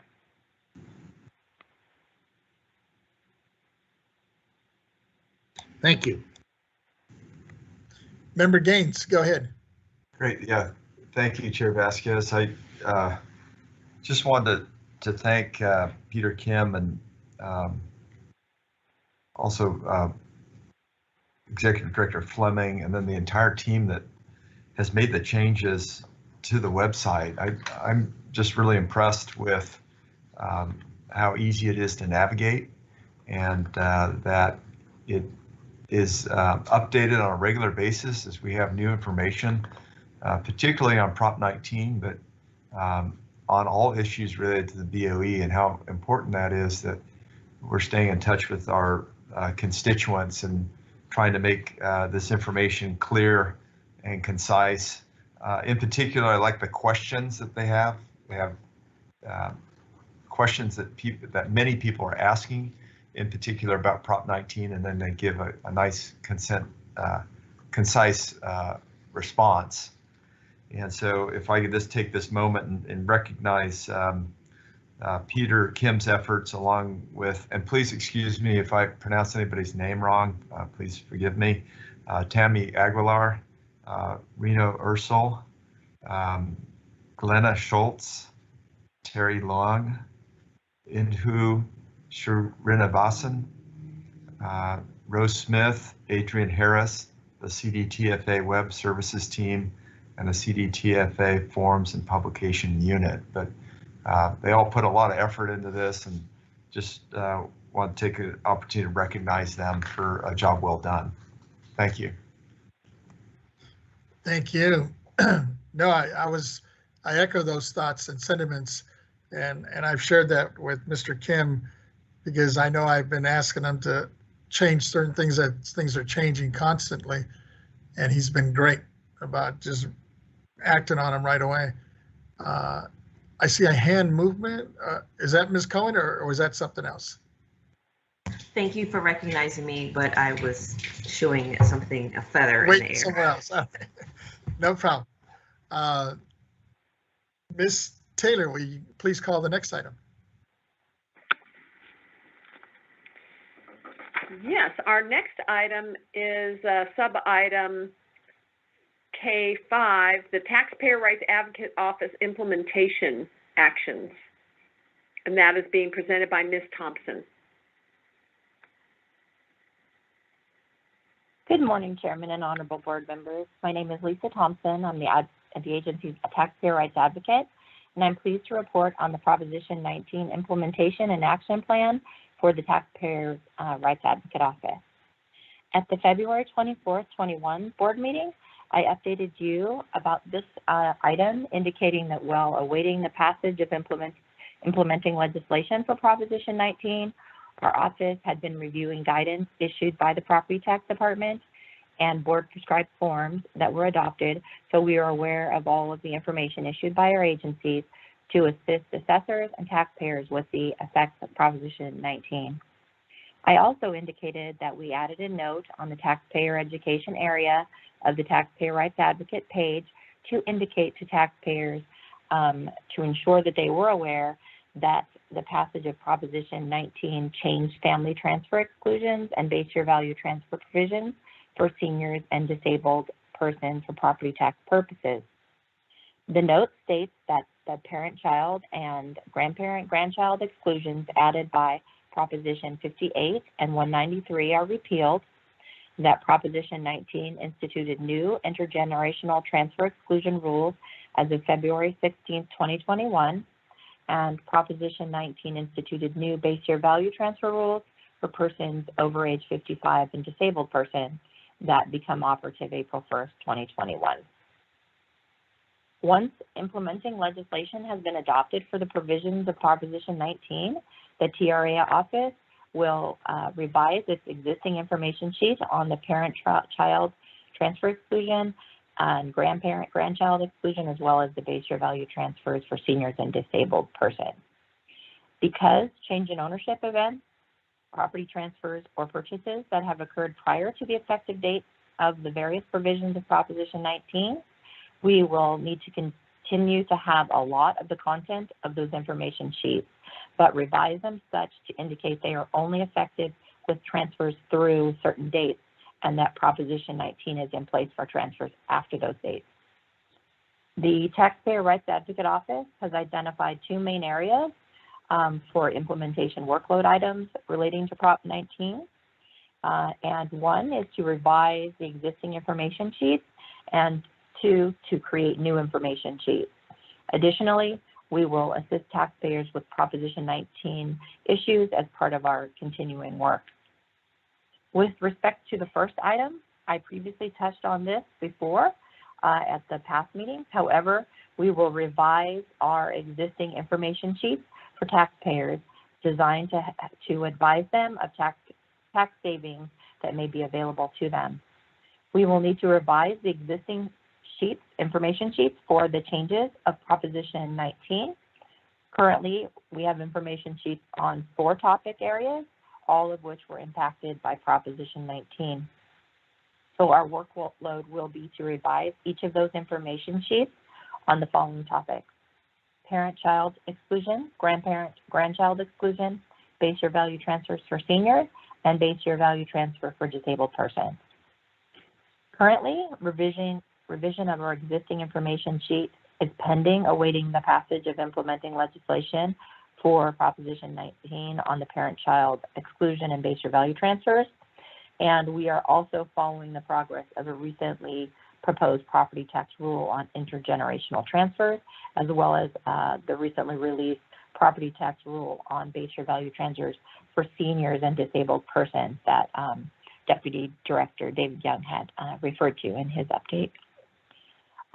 Projects for the new property tax rules for intergenerational transfers and the base year value transfers were both initiated by letter to assessors. And we are watching these for the release of submitted comments and any interested parties meetings that may be held. Basically, with key information from the rules and the statute, then we will, revise those information sheets. With respect to the second item, create new information sheets or educational material. We've completed some work on this already, but are formulating plans for additional material. Work has been completed in the area of taxpayer education for Proposition 19 in general, in collaboration with Peter Kim, the communications officer, and the taxpayer rights advocate. We created a Proposition 19 PowerPoint presentation and a Prop 19 fact sheet, which has been posted to our agency's website under the Additional Resources tab. Future revisions will be made once implementing legislation has been made. However, at this time, the fact sheet and the PowerPoint are current. I will discuss this further as part of my next agenda item for the educational materials. As to new work, the TRA office plans to draft a new information sheet addressing the base year value transfers for disaster victims provided for in Proposition 19. Once we have revised our 4 existing taxpayer information sheets addressing the exclusions for parent-child, grandchildren, and then the base year value transfers for seniors and disabled persons, then we will begin drafting the information sheet on additional topics. The TRA office will continue to work with the communications officer, Peter Kim, on educational outreach, which is the topic of our next agenda item. This concludes my update, unless there are any questions. Seeing no hands, why don't you go ahead and continue, Ms. Thompson? Okay. So do we need to call the next agenda item, or I can just? Yes. Well, let me get Ms. Taylor, or actually, let me bring it back to Ms. Renati. So the final item will be a report by the Taxpayers' Rights Advocate, Ms. Lisa Thompson, who will provide a report on the implementation actions regarding education and outreach. Hello again. For the record, my name is Lisa Thompson. I'm the agency's Taxpayer Rights Advocate, and I'm pleased to report on the Proposition 19 implementation and action plan for education and outreach. We've identified 3 main categories in this implementation plan. First, to create a Proposition 19 fact sheet. 2, to develop presentation materials. And 3, assess the need for additional educational materials. At the February 11th and February 24th board meetings, I updated you on the activities related to education and outreach. keep you informed, I explained that a fact sheet on Proposition 19 and PowerPoint presentation was created and posted to our website under the Additional Resources tab of our Proposition 19 page. This PowerPoint presentation and fact sheet provides information on the parent-child and grandparent-child transfer exclusion that became effective February 16, 2021, and provides information on base year value transfer provisions for seniors and disabled persons that become effective April 1st, 2021. The PowerPoint presentation indicates that it was prepared February 1st, 2021, as does the fact sheet.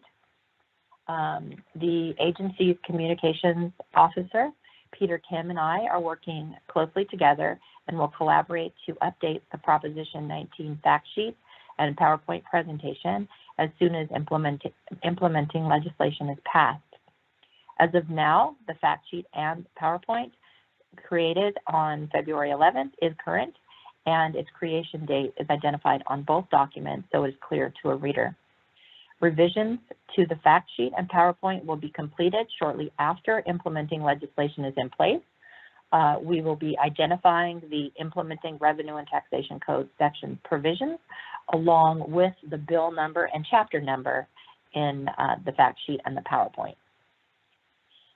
As indicated previously, the TRA office will revise its 4 existing information sheets on the exclusions and base year value transfer topics affected by Proposition 19. After those existing information sheets are revised, then we will start work on new information sheets addressing the base year value transfer for disaster victims. We will also be creating a new information sheet addressing intergenerational transfers specific to family farms. The TRA office and communications officer and I are also collaborating on some ideas to draft some simple informational material that can be posted to the Proposition 19 page, explaining what taxpayers should do to apply for the intergenerational transfer or base year value transfer provisions under Proposition 19. The informational material would point out what form number the taxpayer should use to apply for a particular exclusion or base year value transfer that they are applying for. Refer them to Letter to Assessors 2021-07 for samples of the board prescribed forms, and that they should obtain the claim from the county assessor's office where the property is located, and that the form itself should be submitted to that county assessor as well. That concludes my update for the Educational and Outreach Implementation Plan. I'm available if you have any questions. Vice Chair here. Vice Chair Schaefer, yes, go ahead. Yes, Ms. Thompson, I want to commend her office for continuing to be relevant and updating the various issues as they emerge, and always being there with current stuff to assist our constituents. I appreciate that. Thank you, Ms. Thompson. Thank you. Thank you. Member Gaines. I believe you're muted, Member Gaines. Thank you. Sorry about that. If I could just ask a question, want to thank the team that put this legislative bill analysis together on Prop 19. And, you know, I remember during our testimony, there were some questions with regard to wildfire or natural disaster. And so I was just looking at page 7 of this analysis, item 3, and it talks about victims of wildfire or natural disaster. Prop 19's provisions apply explicitly to victims of wildfire and natural disasters. However, the new Revenue Tax Code section 69.6 does not include victims of wildfires and natural disasters. So you get the, I'm just trying to ask for some clarification in terms of what exactly you're getting in Prop 19 if you suffered through a wildfire.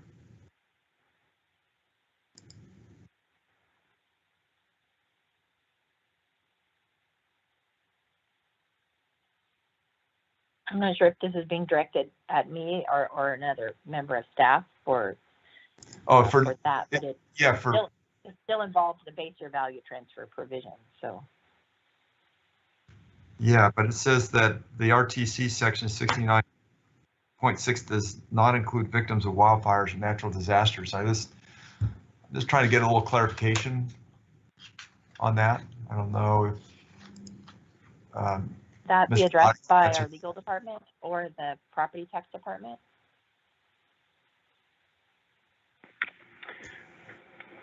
Member Gaines, this is Richard Moon from the legal department. Yes. I think what you're referring to is 69.6 or proposed 69.6, I should say, in SB 539. And if that's the case, it is true that it does not have that language, victims of wildfire and natural disaster, in that language. However, that language is in Proposition 19 itself. And so the base year value transfer that applies to over 55, for example, would also apply. I'm not sure why that language was left out of 69.6.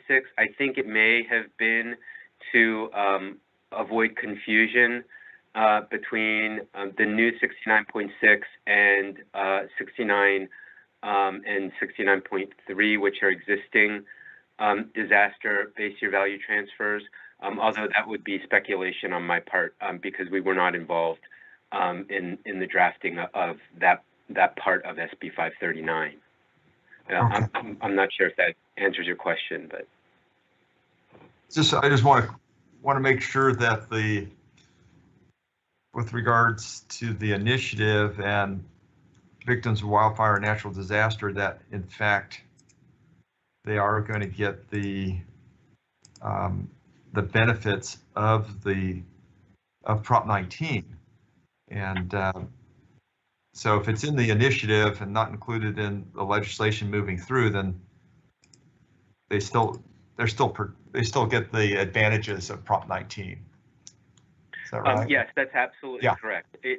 That language is explicitly in Prop 19, and I can also tell you that we have included that language in our rule. So our rule does include that language because it's in Prop 19, even though it's not in proposed 69.6. Great. Thank you. I appreciate it. Thank you. Seeing no other comments, questions, I just had a quick one for Ms. Thompson. First of all, thank you for the presentation. And I would just, I would like you to describe the effective ways that we can inform and educate the public that these simple decisions they might make regarding their home, like moving or renting, or even renting a possible room, which we heard earlier, could cause a large increase in their property tax bill. Yes, thank you for the question. So currently the information sheets that are issued by the Taxpayer Rights Advocate Office to help taxpayers understand the various exclusion and exemption topics contain information kind of in simple, non-technical terms. And in addition to the information on the requirements of these exemptions or exclusions, how to apply for them, and where to get additional resources, the information sheets include helpful hints, sort of do's and don'ts. And so you bring up a very good point about this parent-child exclusion in the Proposition 19, since moving out or renting it could have have problems where they will result in the loss of the exclusion and could cause that increased value to increase substantially.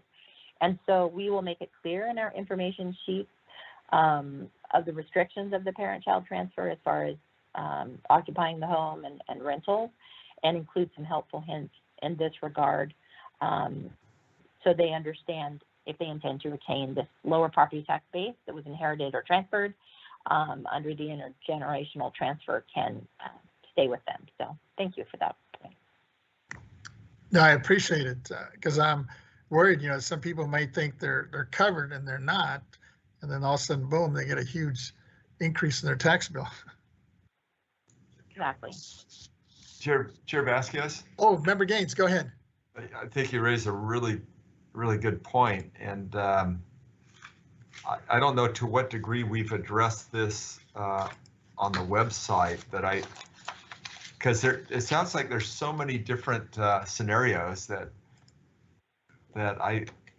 people ask a lot of these questions when I speak to constituents, and I don't know the answers. And I think to the degree that we can provide clarity on all those different options. Did we get, in fact, one of the questions someone was asking me is that if you had children that inherited the home, could you rotate different children through the home and still keep the tax exemption? And I think you can, but it's those sorts of questions that if we can provide more answers, and then we as electeds can get those messages out to our constituents also. But I don't know if Peter Kim is still on the line or not, or because it'd be nice to know to how much depth, I haven't checked, I checked the website last week, but I didn't check that specific issue. But in terms of answering questions that people have we provided, there's probably dozens of different scenarios, but maybe we could try to sort out and get maybe the most common ones addressed on that issue. No, I think that's a good point. And I know when I checked last, they did have quite a bit of the most commonly asked questions. But to your point, some of these are very specific, especially when, a child or several siblings maybe decide to rotate in and out of a home, making sure that somebody is still declared the principal resident, I guess. Otherwise, they could lose that tax break. Right, and then like your question about, well, what if you rent one room out and you still live at home? Those are all really good questions, and we need to provide as much clarification as we can. So thank you. Thank you. Thank you, Member Gaines and Chairman. This is Brenda Fleming. If I may just make a comment, this is really good discussion. Members, if I could ask and just encourage you to continue to share those questions with us. We certainly are getting a long list of questions from taxpayers and stakeholders, et cetera. But as you're encountering those through your office, if you could continue to share that information with us, we could include that in our material also as a part of our FAQ material. So much appreciated. Thank you. Thank you. That works. Members, if there's no other comments or questions, let me ask Ms. Taylor if she would please call the next item. Chairman, our next item is K3A, Property Tax Deputy Director's Report, Operational Update. Report on the status of pending and upcoming project activities and departmental issues. This matter will be presented by Mr. Young. Good afternoon, Chair Vasquez and honorable members of the board. This is David Young, Deputy Director of the Property Tax Department again, and today I will have an update on the operations of the department. So I will start out first with the State Assessed Properties Division, and right now the staff is very much in the heart of their appraisal season. So as you will recall, March 1st of this year was the last day state assessees had to turn in their property statements and still be timely. They are, of course, able to ask for an extension. And this year, there were approximately 200 extensions requests. Staff has, I believe, granted almost all of them, if not all of them, and some have actually asked for a second extension. So staff is working on right now approximately 350, give or take, appraisals for this year. Staff has also finalized and published their annual capitalization rate study. Your office should have received a copy on the 15th of that, and it is now available. Staff has also completed their study of the condition percentage good factors for 2021, and also the replacement cost factors for the same. and they are on our website and available, and both of those, the capitalization studies and the percent good factors and the replacement cost new factors will be used in our appraisal of state assessed for the state assessed properties division for this year. So right now we are working, staff is working really hard to get all that work completed. Once the work is completed, copies of the capitalization rate, the appraisals, and summary of the work papers will be available upon request to state assessees. So and staff will be available also to discuss any of that data. Of course, as you will recall last year, our goal is to bring the recommendations before the board in the May board meeting for action and adoption. So that will be the update for the state assessed properties division. Next, I will move to the county assessed properties division.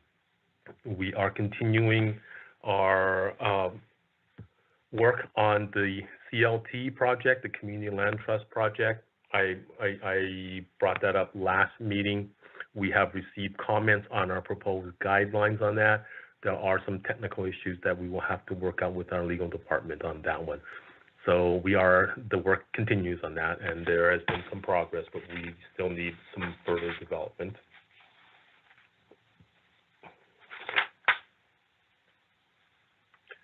Next, I wanted to update you on our handbooks. We have currently several handbooks in various stages of development. Our 215, which is the assessment map standards for manual systems. Our Assessor's Handbook 260, which is our handbook for general exemptions, and our Assessor's Handbook 570. Currently, right now, we are drafting the last chapter of the 570. The 570 is the assessment of commercial aircraft. Actually, the drafting of the final chapter has been done. It is currently under the last stages of internal review.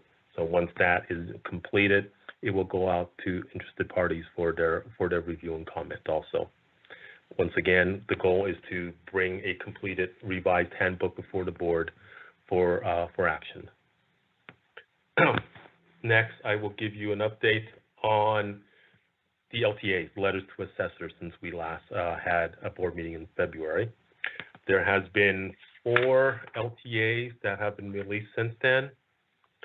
The first one I will highlight will be LTA 2021/009, and that LTA is a report on budgets, personnel, and appeal data for the county assessor's offices, and also for roll data for the same. That was issued on February 24th. And what that report is, it's a cross-sectional survey of the administrative and assessment operations of the California county assessors. So every year, staff sends out questionnaires to the county assessors, and they report on their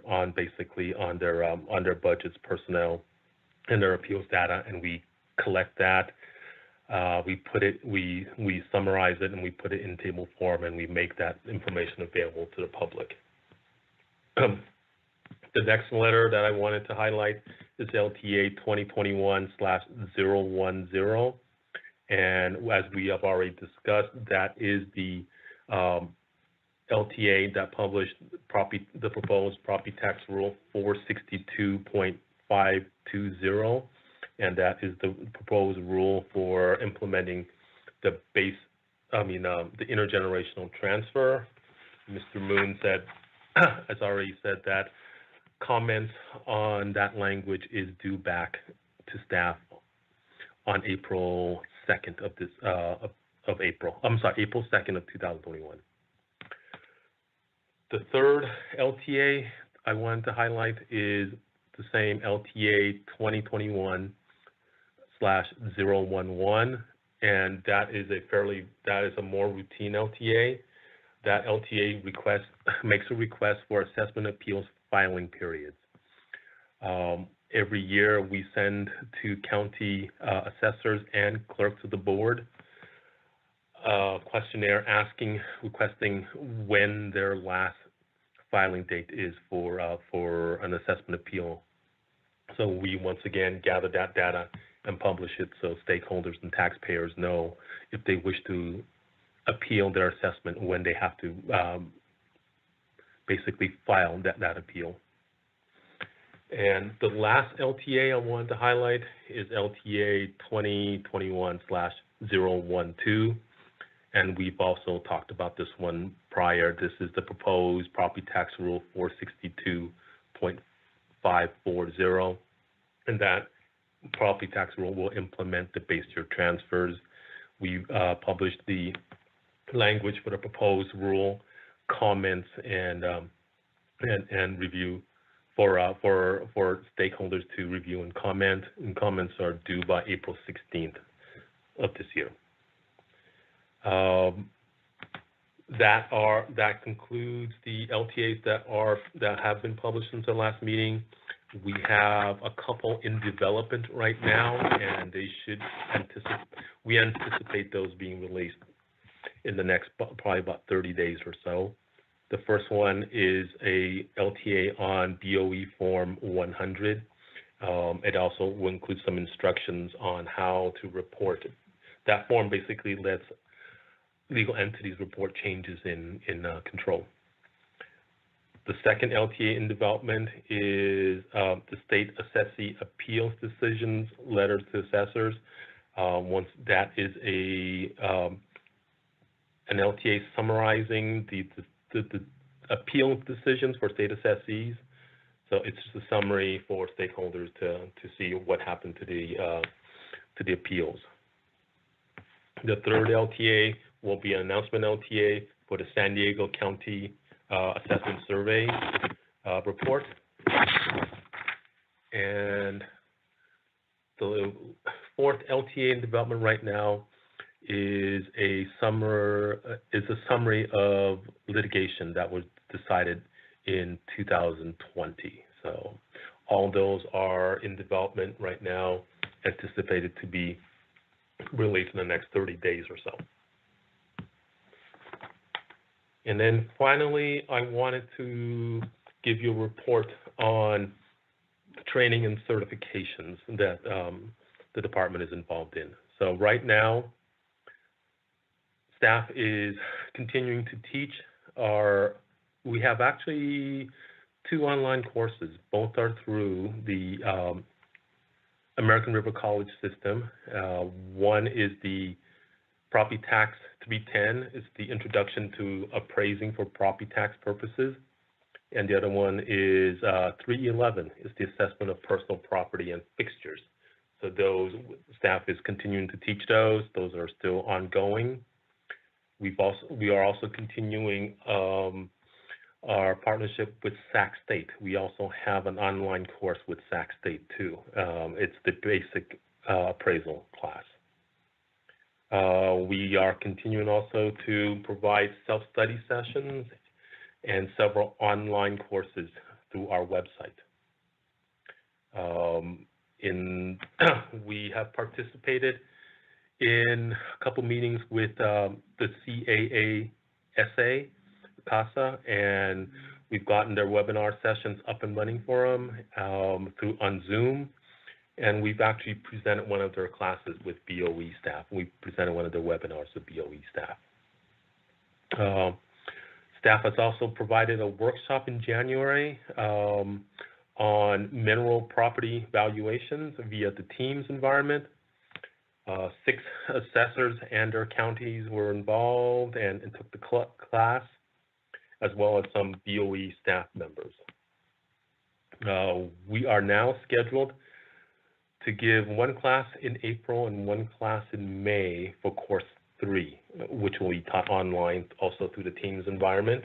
Course 3 is our basic appraisal course.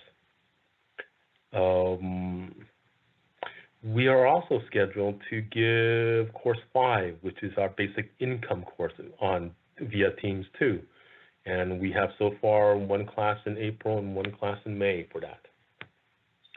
Staff continues to work on converting courses 2A, 52, 56, 120 and Course 7 into a virtual format that we should be able to offer in the Teams environment.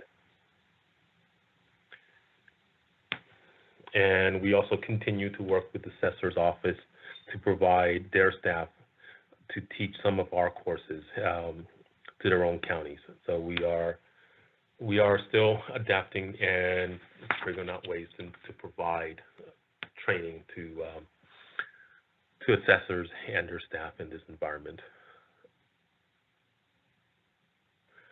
This will conclude my update for the property tax department. I am available for any questions you may have. If not, I will turn it back to Ms. Taylor. Thank you, Mr. Young. Let me just check with the members. I don't see any hands. Why don't we go ahead and move forward? I guess, Ms. Taylor?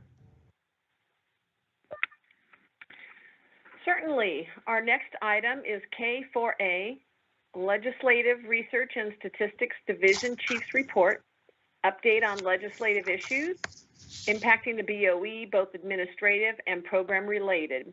This matter will be presented by Ms. Renati. Chairman Vasquez and honorable members, I am Lisa Renati, Chief Deputy Director. Today I will provide a report on the legislation that may impact the Board of Equalization. Members, as you are aware, the last day for bills to be introduced in the legislature was February 19th, 2021. Today I have provided you with a report which includes a listing of legislation that the BOE staff is currently tracking and the status of each bill. We will continue to monitor these bills and will add any further legislation which affects the BOE, including those regarding property tax, alcoholic beverage tax, and the tax on insurers. Previously, you approved 2 legislative proposals regarding the extension of the valuation of inter-county pipeline rights-of-way and multi-jurisdictional assessment appeals boards. Both items are included in a committee bill, SB 825, introduced by the Senate Governance and Finance Committee, which is tentatively scheduled for a hearing in April. We will provide you with updates as they are available. This concludes my update, and I am available for any questions. Thank you. Members, any comments or questions of Ms. Renati? Seeing and hearing none. The only comment I had is, and it was just, if I can just check in with Ms. Fleming, and if you're available, just to give us a report on Prop 19 legislation. Thank you, Chairman and members. My pleasure to do so. Just a quick update as the chair requested. Members, as you know, there's implementing legislation being introduced to further clarify the provisions in Proposition 19. Currently, there are 2 bills. The first we've been discussing, which is Senate Bill 539, introduced by Hertzberg, with co-authors, and that topic is property taxation, intergenerational transfers of real property, base year value transfers. Members, since the February 2021 board meeting, Senate Bill 539 was heard by the Senate Governance and Finance Committee. It passed out of that committee with a unanimous 5-0 vote. It now is in the Senate third reading file, and we're waiting for that item to be taken up. Potentially the next board meeting, the next legislative Senate floor meeting is going to be Thursday of this week, and so we'll await any actions on the bill at that time. The next bill, members, is Senate Bill 668, introduced by Senator Bates. It's a property taxation change in ownership, inheritance exclusion matter. This bill was introduced on February 19th of 2021. The bill seeks to delay the onset of specific provisions of Prop 19 governing the purchase or transfer of real property between parents or grandparents and their children or grandchildren for 2 years. So that is looking for an extension through February 16th, 2023. The bill has been referred to the Senate Governance and Finance Committee. It has not yet been set for hearing. And Chairman and members, that concludes the updates on the Prop 19, specific Prop 19 related legislation. Thank you. Members, do we have any questions of Ms. Fleming? Seeing none. Ms. Taylor, if you would continue. All right, would you like me to call the next item? Yes, please. The next item is K5, Taxpayers' Rights Advocate Office Report, update on the activities of the Taxpayers' Rights Advocate Office. This matter will be presented by Ms. Thompson. Ms. Taylor, before we move on, I was just wondering, we didn't have any written comments on that, did we? On Prop 19 legislation or anything, or that item, the K4? Chairman, we did not have any written comments on item K4. Okay, just wanted to make sure. I'm sorry, go ahead.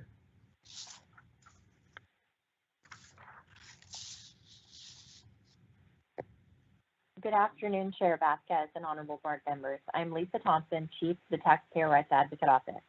I'm here to provide you with an update on the activities of the Taxpayer Rights Advocate Office to keep you informed.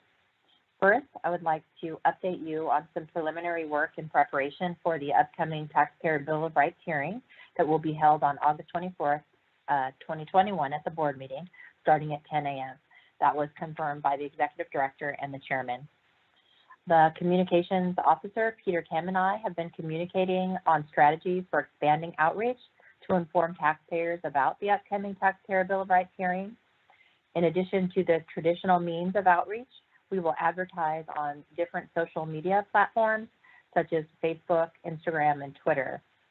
As a reminder, our traditional means include distributing posters and flyers to county agencies involved in property taxes, so they can post it in their areas available for taxpayers, and also reaching out to various taxpayer organizations, asking if they could distribute the information to their membership, as well as, of course, posting information to our website. The next item, I will be sharing some statistics on cases completed by the TRA office in the prior month to provide some insight on the types of cases. In February 2021, we completed 21 cases. 5 were in Board Member Gaines' district, District 1, 11 in Board Member Cohen's district, District 2. 1 was in Board Member Vasquez's district, District 3, and 4 were in Board Member Schaefer's district, District 4. Of those 21 cases that we completed, 2 were in the administrative category and 19 were in the valuation category. The administrative category includes topics such as creating and mailing tax bills, refunds, penalty cancellations, defaulted taxes, access to data, special assessments, or direct levies on the property tax bill. The valuation category includes topics such as change in ownership, declines in value, appraisal methodology, exclusions, exemptions, new construction, actual enrollment of values, general property taxation, and assessment appeals. With respect to the administrative category, 1 case involved special assessment charges included on the property tax bill, and the other involved a tax bill penalty for not paying a property tax installment timely. The TRA office assisted the taxpayers by providing information about special assessments and requirements of the tax collector to add penalty. The TRA office also helped the taxpayer understand the provisions under which a tax collector can cancel penalties and how to request penalty cancellation. With respect to the valuation category, 5 of the 19 cases address various aspects of change in ownership. And of the change in ownership cases, 2 address transfers of interest in property that were held in joint tenancy. 2 cases involved issuance of supplemental assessments, and 1 case involved property held in a revocable trust that was reassessed when the property became irrevocable due to the trustor's death. 1 of which had a supplemental tax bill that was sent after the taxpayer sold the property. The Taxpayer Rights Advocate Office assisted these taxpayers by providing information about when the transfers of interest in joint tenancies are reassessable, explaining how supplemental assessments work for property tax transfers, and explaining reassessment events for trust property. For the case with a trust property, the Taxpayer Rights Advocate Office also helps the taxpayer understand that when a trust becomes irrevocable, the beneficiaries of the trust are considered the owners of the property, and the property is subject to reassessment unless an exclusion applies. 8 of the 19 cases address exclusions from reassessment, of which 4 pertain to the parent-child exclusion, 2 pertain to the base year value transfer exclusion for seniors age 55 and over, and 2 involved base year value transfer requests for property previously taken by the government under eminent domain or acquisition by a government entity. One of these cases also included an aspect of the change in ownership, because the property was only eligible in part for the parent-child transfer, since a portion was considered a transfer from siblings. The TRA office helped these taxpayers by explaining the exclusion requirements, documentation they needed to submit to demonstrate qualifications, and why property held in trust does not always qualify for the full parent-child transfer when there is more than one beneficiary. Additionally, the TRA office coordinated with the assessor's office to expedite processing of an application for the base year value transfer for a senior in financial need. For the cases where property was acquired by a government, the TRA office explained to the assessor's office why exclusion could be granted more than 4 years after taking by eminent domain, and helped the other taxpayer explain why property was not eligible for the base year value transfer, because a floating home was not considered real property in his circumstance. Also included in the 19 cases in the valuation category were 2 cases that addressed exemptions. Both pertain to the welfare exemption and having property granted exemption as soon as possible. The TRA office assisted the taxpayers by explaining the process of applying for an organizational clearance certificate with our agency and claiming the exemption on the property with the county assessor's office. Additionally, the TRA office helped one taxpayer understand the requirements that title to the property must be held in the name of the claimant. The remaining 4 cases concerned assessment appeals, decline in value, and general property tax information. The Taxpayer Rights Advocate Office assisted these taxpayers by providing information and directing them to resources on our agency's website to address their needs. Additionally, our office directed taxpayers to pertinent information posted on the county agency's website.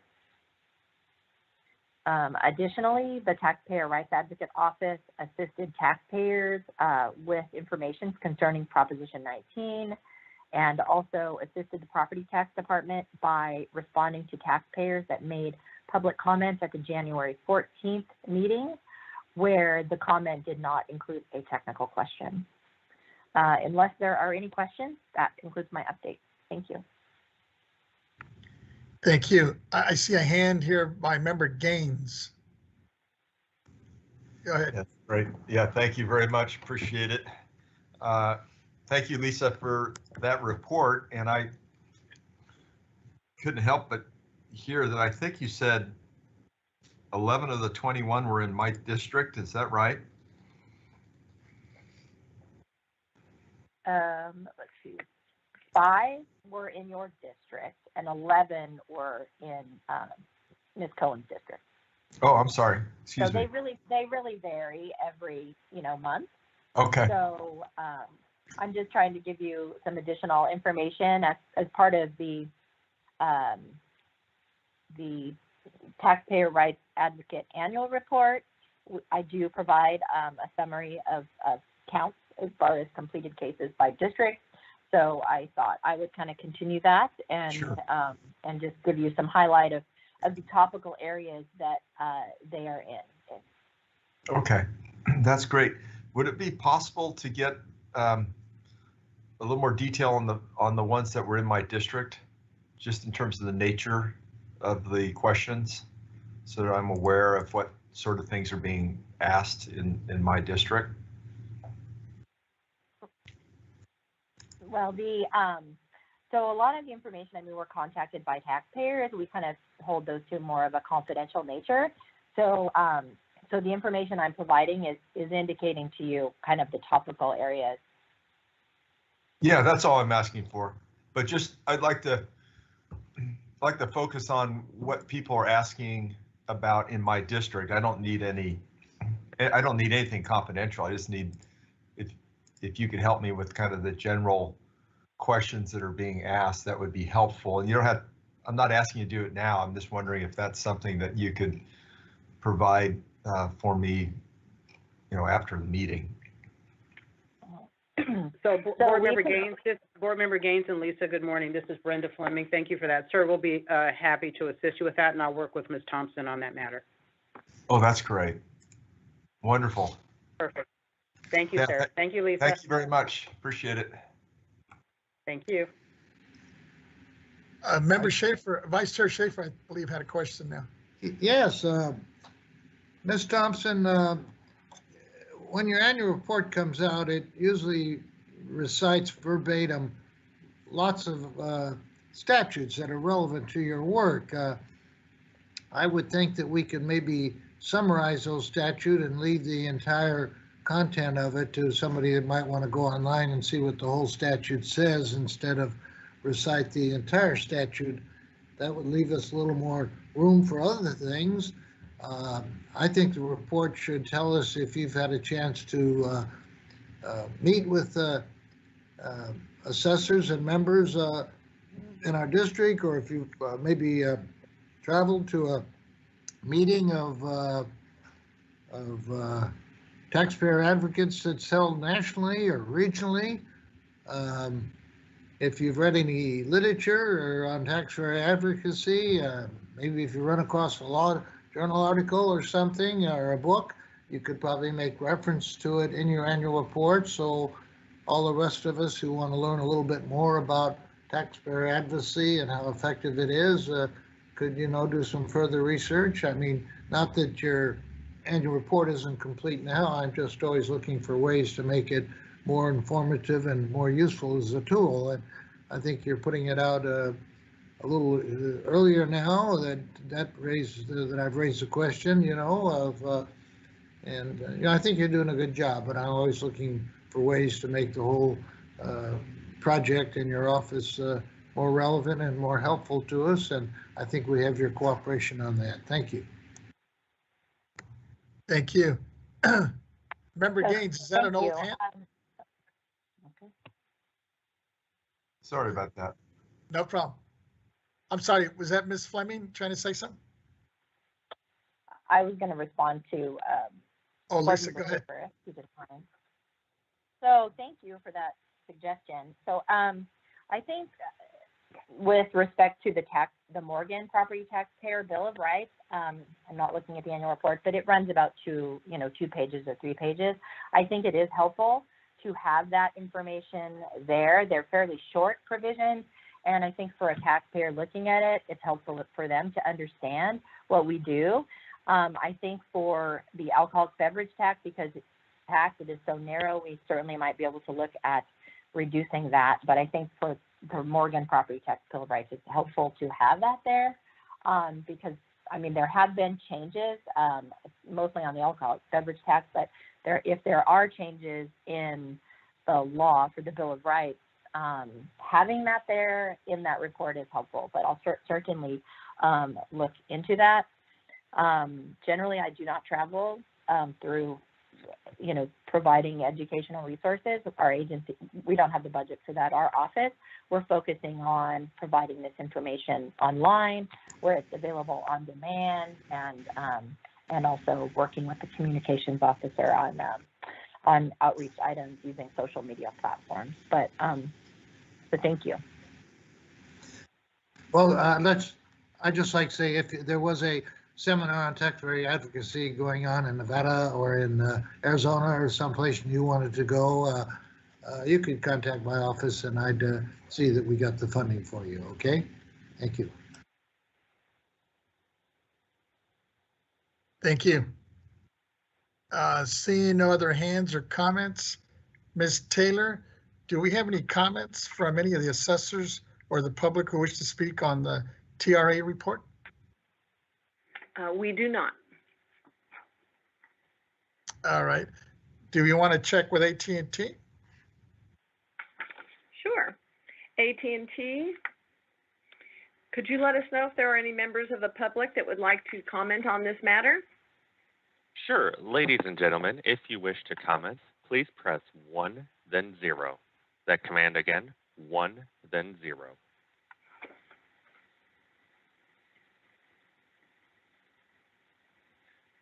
And we have one coming through. Just one moment, please, while we gather their name.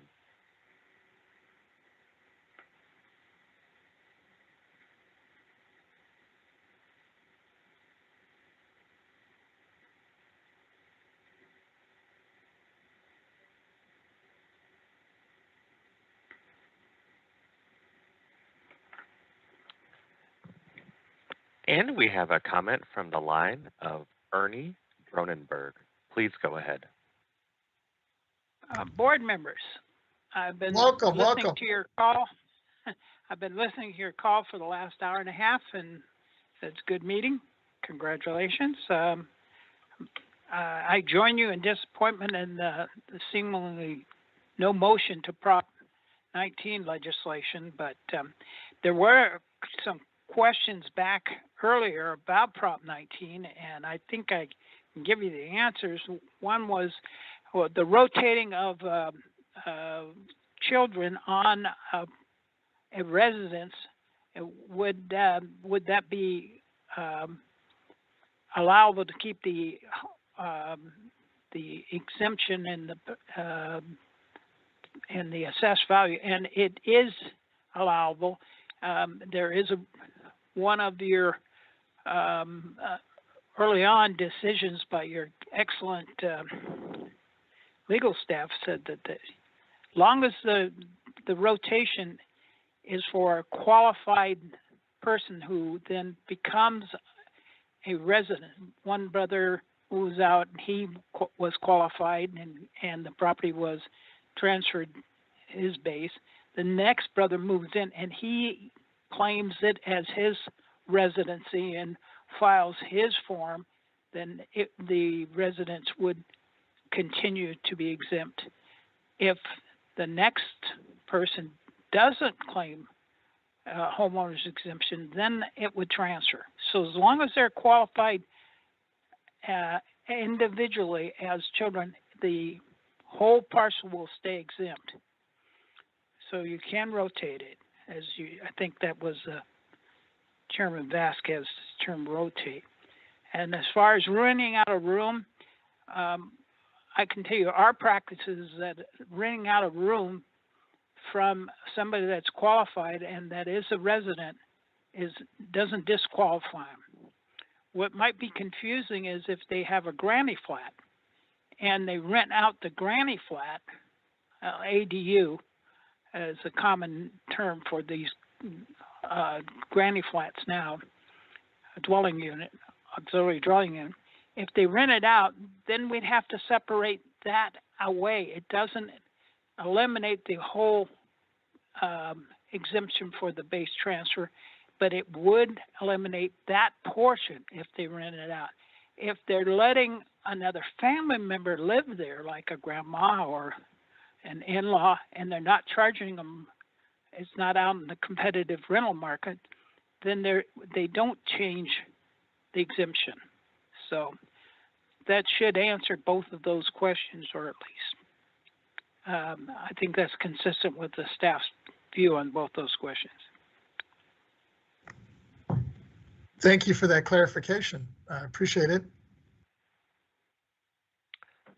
And we have no further comments at this time. With that, members, I don't see any other comments or questions. Ms. Taylor, would you please call the next item? The next item is M1, Public Policy Hearings, discussion on the implementation of Proposition 19, the Home Protection for Seniors, Severely Disabled, Families, and Victims of Wildfire or Natural Disasters Act of 2020.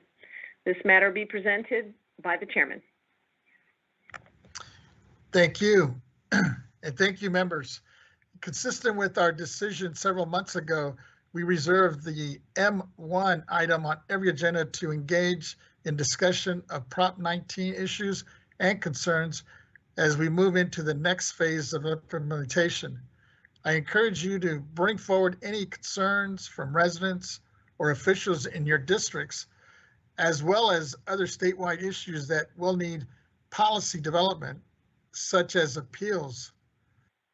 This is our opportunity, as well as our taxpayers and the public's, to provide input, information, and even possible proposals that may help with the fair implementation of Prop 19.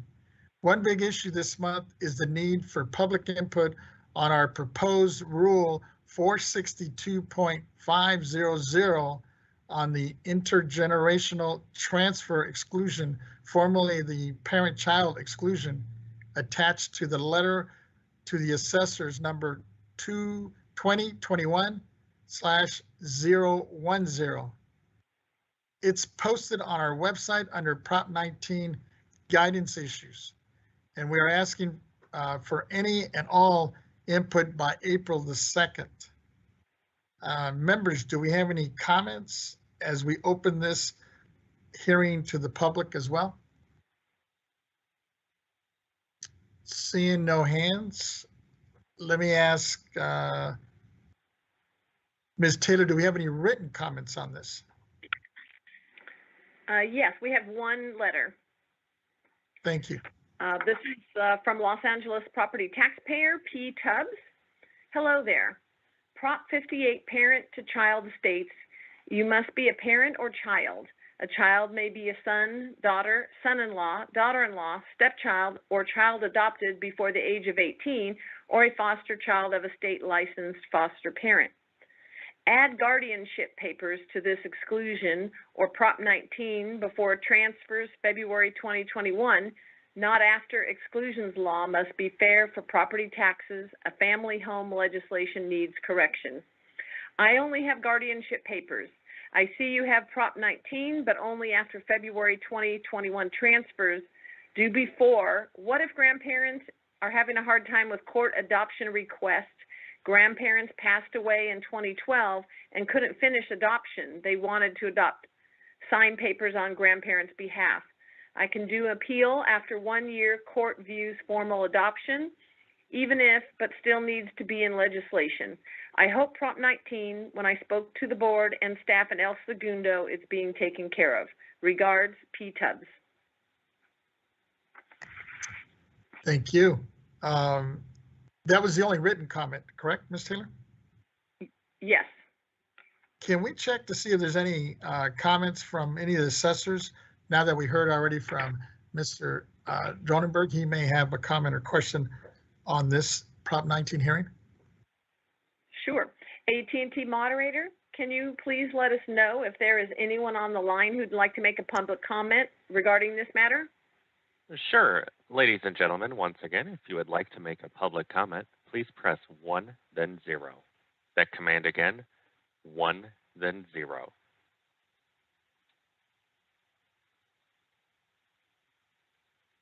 And I show no comments at this. Oh, I apologize. We have a follow-up from Ernie Dronenberg. Please go ahead.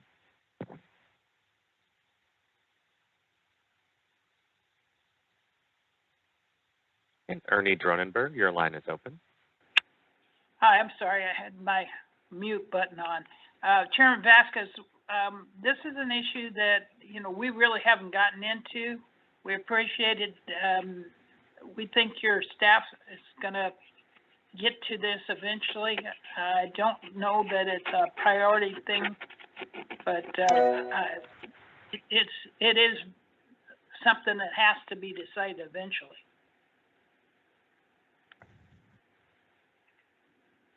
Thank you. Any other assessors out there on the public lines that may want to chime in? I show no further comments at this time. Okay, thank you. Ms. Taylor, and seeing no other hands here from our members, you want to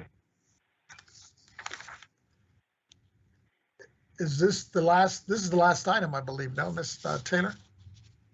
Yes, our next item is the final item of the day. Well, before we move into that, if there's no other comments or questions from the members, let me just begin with one, thanking you again. We encourage everyone to review the proposed rule 462.520, the intergenerational transfers that is attached in the LTA 2021/010, as well as the proposed rule 462.540 that is also posted on our Prop 19 website in the LTA number 2021/12. We really look forward to your comments, concerns, as we try to clarify and define the impacts of transferring a family home or family farm, and in transferring a homeowner's base year value throughout the state. If there are no further comments from anyone, we can close this public policy hearing and ask Ms. Taylor to move on to the next item. Seeing no hands or comments, Ms. Taylor? The next item is N, public comment on matters not on the agenda. Persons who wish to address the Board of Equalization regarding items not on the agenda. Please note that the board cannot take action on items not on the agenda. However, the board can schedule issues raised by the public for consideration at future meetings.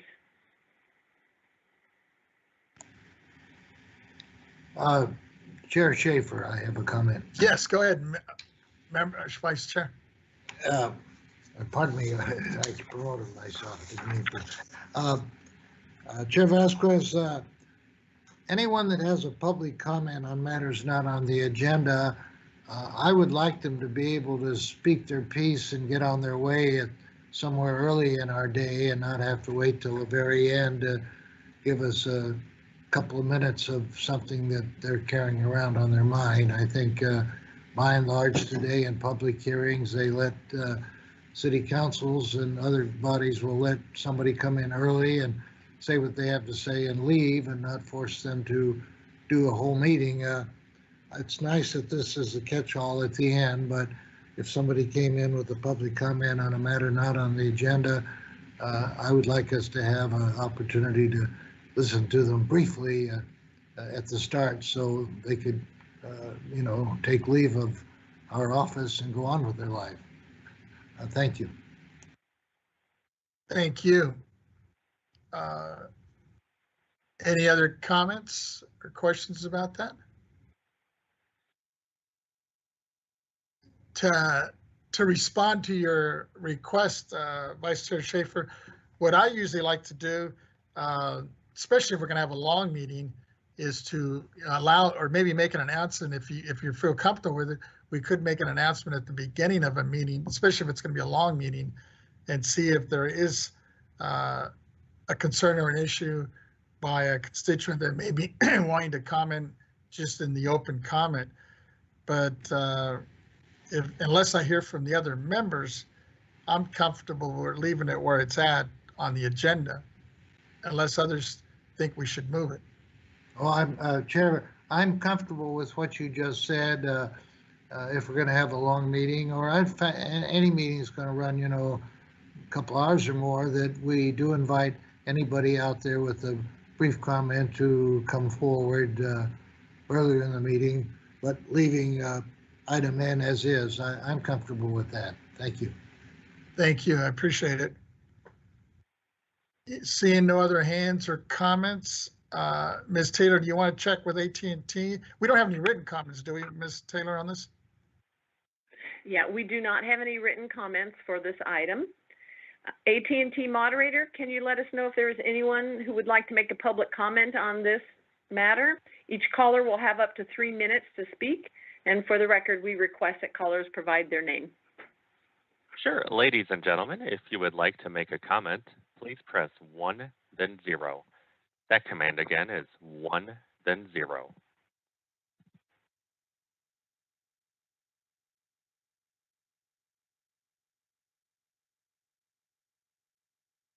And I show no comments coming through at this time.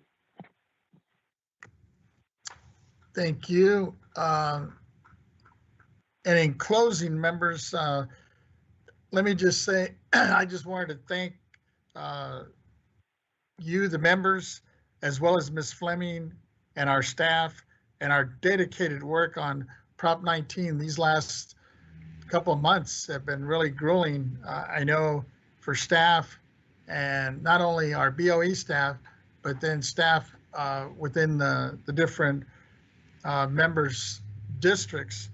And I just want to thank everybody for their patience, their dedication, and their input. And we're still not there. We're hoping this SB 539 finally hits the floor here and gets a vote on Thursday. But we'll keep you posted as that moves forward. And Vice Chair Schaefer. Vice Chair Schaefer, yes, go ahead. Yes, I had an adjournment. Is that appropriate now, or sure? You We'll let you go in just a minute, but in kind of wrapping this up, I just wanted to thank everybody for their patience on that, and like I said, we'll keep you posted if anything earth-shaking breaks, especially on any movement with the SB 539. But with that, let me open it up, and it looks like Vice Chair Schaefer has an adjournment motion here. Yes, thank you, Chair. Our District 4 this last weekend lost a real giant, a real titan in religion, Reverend George Dallas McKinney, who supervises, I understand, about 40 Afro-American churches throughout Riverside County, San Diego County, and elsewhere. I was elected to the city council at 27 back in '65, and he was a 32-year-old young minister, and he had a church, and he built that into a cathedral. He built a school for 300 children. He built 150 residential housing units for seniors. He's been really a king, just like Father Joe in San Diego, in providing comfort to those who need it, and has had a marvelous following and reputation.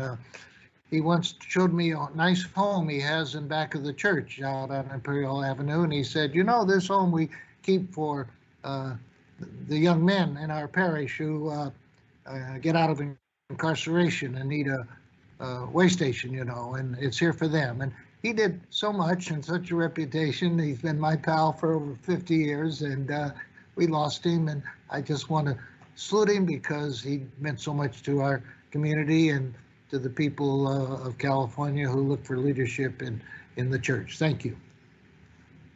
Thank you. And let me just ask if I could have all of us also, as we adjourn this meeting, to adjourn in honor and in remembrance of all the lives that have been lost, you know, since our last meeting, especially with these two shootings. You know, I'm thinking of the one that took place in Georgia, and then just recently, the one in Colorado. You know, my heart goes out to all the family members and those that were victimized by these two shootings. And I'd like to just adjourn in their honor as well. And then I see a hand now from Member Cohen. Yes, Member Cohen. I think you're muted though. Just wanted to also acknowledge Bishop McKinney. He dedicated his life to a community that was not always prioritized. He's a nationally recognized pastor and leader, and just want to also formally add my voice to the conversation and extend our condolences to his wife, Lady BJ, as well as his 5 sons. Thank you. Thank you. And with that, members, I believe, I don't see any other hands. So we'll go ahead and adjourn this meeting at 12:54. And our next meeting is scheduled for April the 27th and 28th of April. With that, thank you all and have a good rest of your day, and we'll be in touch.